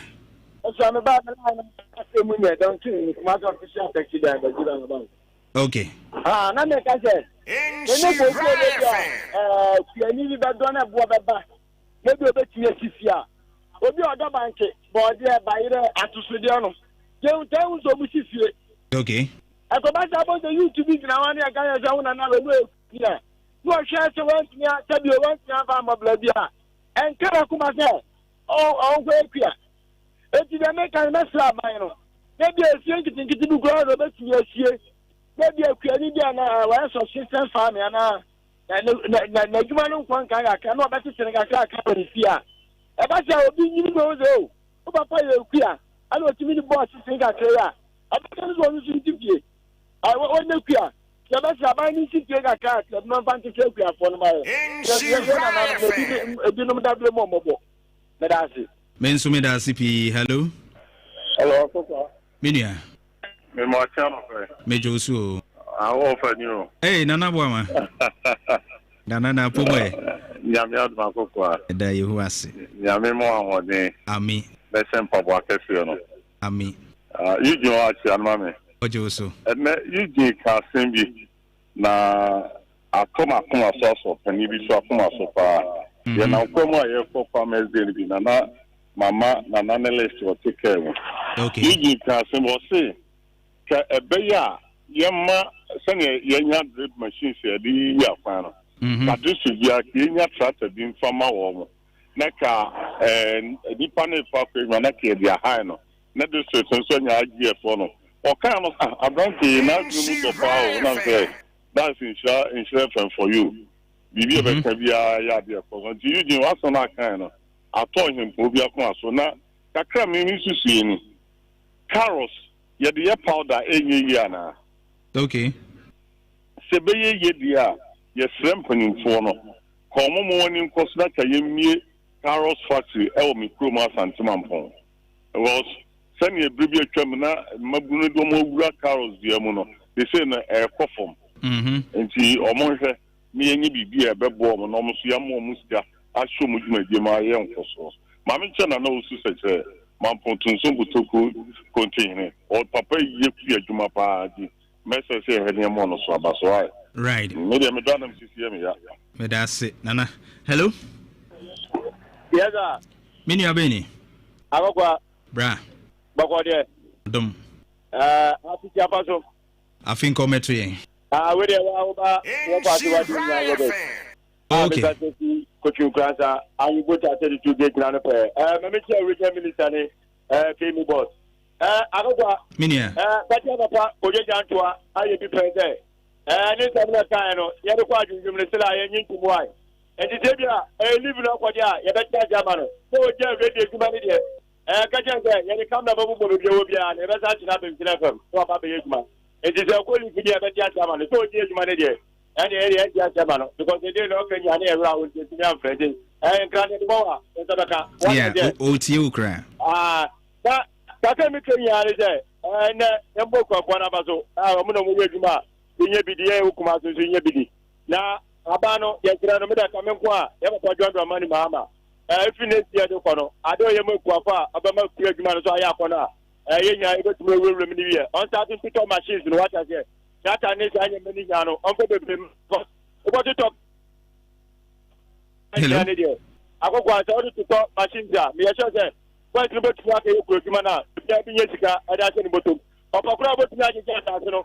No, this is 3-bedroom, 2-bedroom, Subuha. Why should you make that? Why you Kuruma? Not just I don't know. I just want one. Me I say, you can bet me up walk a Yuma. Open to catch any bottom of a case, but yeah. I will go to your idea to go. I don't know what the job of the man mother. So this is needed. Also, send your member to my piano. All right, me that's it. Next caller, hello.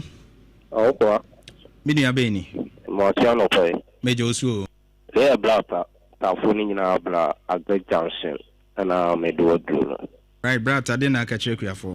Mamancha, the Sakapua, Nana, a beer will be in Sri Lanka, Janko Continent Munchilo. Chiawa no paipa na nakudi japo. Ami. Na ai awopwa. Bra. Gana mimi huni so yenye filoso. Yenye filos bako. Onse afibia ya boy ya fo abafo. Ya deka fafi ya ni de kugu. Ihuni filmu ba. So so mali mu a. Enka hu hia kura se tinifo ne tena ho ema de bia ya no baba ye wo pia ye ho adwuma ye ho. Because Bobia or my dear soa, Mijimi Sipiae, any dimupa, any private class as we saw imidi, and I in your BB and far and Chanya. There's a young mind. There's some penny for it. A thought that Seniano Mayani Matroka. We are here for Bolsia for Abasi. Abasoba de Papa Bay. We, Papa Bay.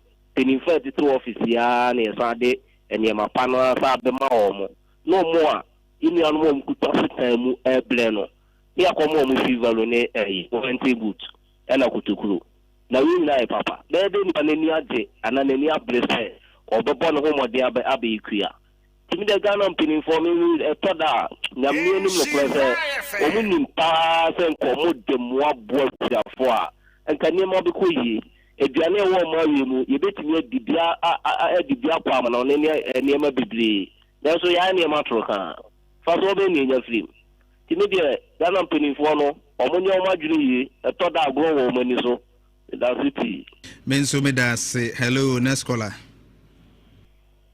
Hello papa mini abeni Pacho Midiani Joel do an makoko. Right. Mamancha Dr. Samuel Kojo Jantuah. Ojo so. Na kakra mekane se on se honorable kan asembie mama niji se amakwa fo no omo abamugu anye se bia kura na omo nye omo ye akokwa se aduane be buso a wa oni se are amele mitatu tukon ko bono enkura se no aduane bu na aduane ne bu a on se na sei so ntide na ebeye na ebi aduane ba na etima restore ti se kakoko ba on sa ba ne to nke bia esa na ka factory ka che ona ka yi na de ko omo de ko factory a ti akuya fon so de omo nyu baje so nti ama be mbo mo ya ka crazy say this is ka e bia gan be buso nti mi susu ma ye de ma do men don ka tie nti e se na ka factory na ba na emi akọ factory ka che nso anka be boa na akuya fon so de ni aje ne mo se me do na abiana be buso na say de me de na metma do ana metma ya kuya no nti mi sempe ni foti o metu wana mo no ma ye factory ka se no mo diaba nyakopon kan ho wai on kan wo so ho ma me mfa be last 3 calls na ye fancy hello hey masonte hello Good morning, Akukwa. Good morning, Minia. Because your friend and me be Katafe Dum. Right. Yenti Minia. Me pacho and we afford that in Nimsa. Yeah, the we afford na we afford so na organa na na we afford. Now nse kuyejuma na say enya kono Akukwa.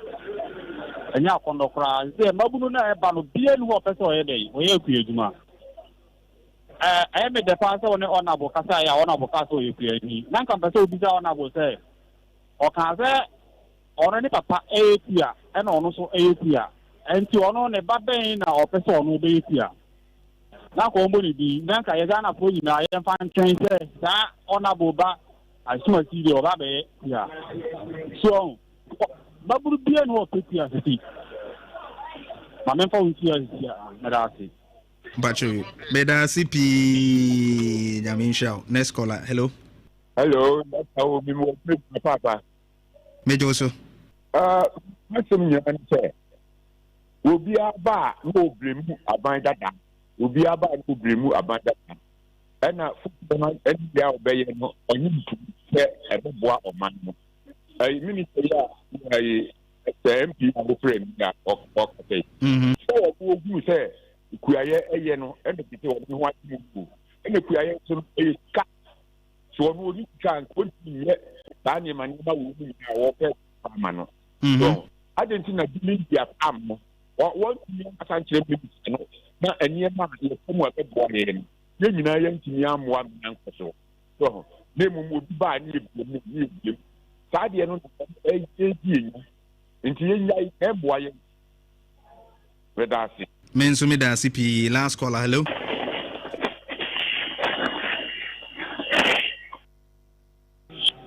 Hello. Hello. Good morning. Good morning. Open evening. Any. Okay. Yeah, Joso. I'm Islam. And we afford and mattress system. MINCS system. I'm in Yamukasi. Now, the American say, and no, never there. Maintain and near maybe I said, Sir, ye can't be queer near. Only the ordinary Sasso came water. And now need the set which car or the queer. But if you put up for you and I'm coming come as a mungo. Say ye can't be queer near. Only the ordinary Sasso came head dog. And now say a lady who could take the car or the queer. Say, your dear friend, agri business. No, Kuyayo nyina so abeye te se de amanfo dwade a eye adwuma nkasa a ye nti be se ehu Kuyayo no se ye adwuma nti obi wo no a oye na adwuma foforo ba na odi Kuyayo no aka ho nti se nipa no bi a unhu so akoso sekan mu ba ne bibia kokuyayo mu na emom no de de kame. Hello. Oh, okay. All right. My main we na main fence you. Hello. I am here. I know the mataba.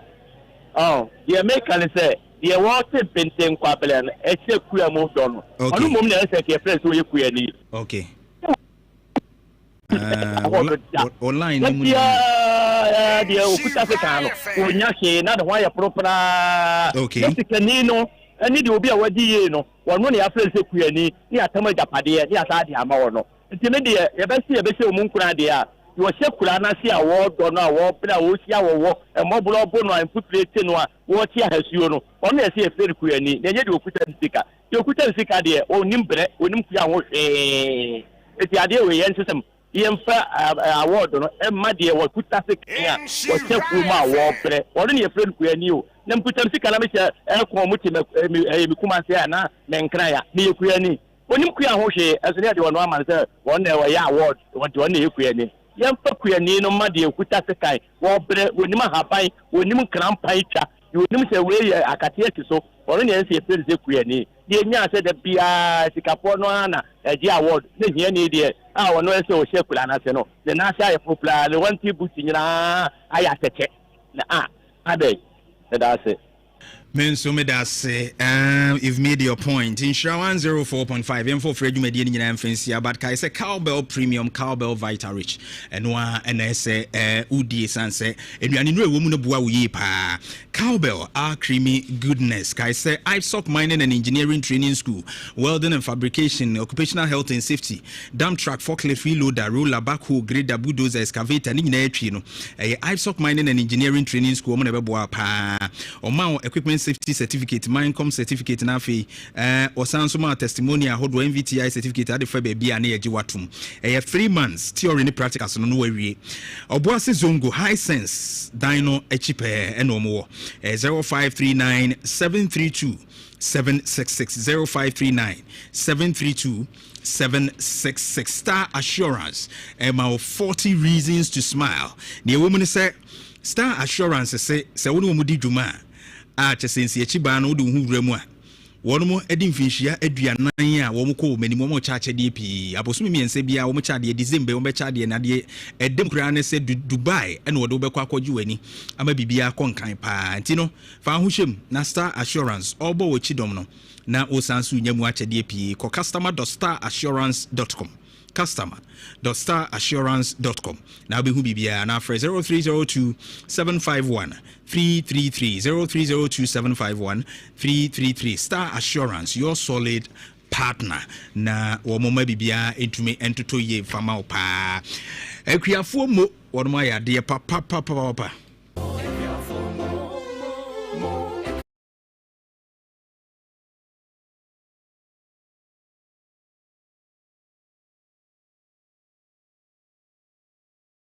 interesting. And 235 times this woman to me go school feel no. Trust you me. By the time ani pana ni baba no se bi banyam. Ebi be ko nu bonim. And akwa you know that when there's social delinquency, se nkura kwete bi aboni ma, the effect is not just on the parent o. Society ni nyina aka ho. Yeah. What you say? Obabi na baby, obetima konum nu boni a chena repu no. Obetim di nyinsa ya brewo. Obetima konya yare bi. To do one so be koye galamsey. So all these issues no omari yen into 35 235 times yempe say bia yen hyehyeye wa be ko remedial school na ban hyehyeye wo homa woni akwata tie wa be concern no adwuma bia ne ban hyehyeye woni ye public inquiry na ya free teachers ya free because head teachers na kokwan ma dia mate Usan kura ni etwa be sister and results. Say head teachers say you dey go school be ma performance contract. Aba General Secretary for Parents and Teachers Association nationally wa confirm that. Akoko atie o. Yete ye van say bia ye the Facebook live. And e judge wo show no. Ye femra for me. Ni obeye bia wo bedu 100 likes no obeye meboa. It is headmaster ni nim say the performance e be judge me a. Na sa disua mfa. Ne niemo ode be kira de ni ho a obetimi akopi mankora ono so kra na recruiting vigilators on education director locally omo an recruiting vigilators so they will find people who will help and kwala ni bi kura so were angry about schools who are yamwama omo ankere omo we saw those videos on social media ejeche send na bibi because we need to look at it ana kwakwa course bi nso wo ye free ma me say there's too much tinkering okay for educate I say abembia ba you need national outlook. Obi aba no na some me ko SHS 4 years. Obi ba obi ko 3 years. There's too much thing akwa call this a life skills. Right. Me ko na kwaku ba think of you say you see bottoms. You see answer near the fork. And she right. Akwa meeting. Okay. You chire ni nyina ene nkra no mu ni bibia ye. Akwa na kra bottom tia won't meet. Yeah. Sa de ni nyina na kokwa emodi character. Yeah. Into ma mini wakra na wotimi ye bibi. Sure. All these courses na see the bas say religious moral education so has say mu nye bi ewu say. Sa courses ni na kokwa. We need to have a way to have all these courses back. Yeah. And be honest. You see, educational policy should not be led by politicians. We need to get thinkers. Right. They be a cited Germany. Or me cited European Union. Not me thinkers. The real politicians were there. And that is why I'm disappointed in GS. As on post any too political. Yeah. They are the state institution. They employ the teachers. They must sit by now. GS say be a banana was starting regional talks. was facility schools now fail because why could have that data. Schools been a free bar. I can't enter make us an. Ebia because be a district be drop on so I want the free bar. Okay, ya could drop on so okay. Dex. If I say be an crown center no more try be an from a border. Maybe. Yes, research because when someone make a teacher nina catch them. It is not empirical. What I say? But when you do research, you have the scientific basis to cause the change. Because what I was surprised about GES almost statement was that reflecting Kualano. It's reflecting then and so you mean that the previous performances no it is saying and you are part UGS more members or motor board so near the so are you saying say more can be and na ecoso caneno ecoso now more realize I feel more ensure strict invigilation I feel more and some of the background but the way forward example break any example yete hai na eya ba kwesi twuma ba oba no say morning show mo sound ya meteor de nye de no okuku aka say ya de ne yete ho ani o this is the true state of our sound e wona me okuku meyi wasi abontia pamo because you see I'm calling for stronger state institutions no okay who say convenient no munim say yanso ya dwen won fom ya be bibia politics intino unso mo do mani akwashe politicians nachi that's the sad state I will Eugene, thank you very much. Nyame adoma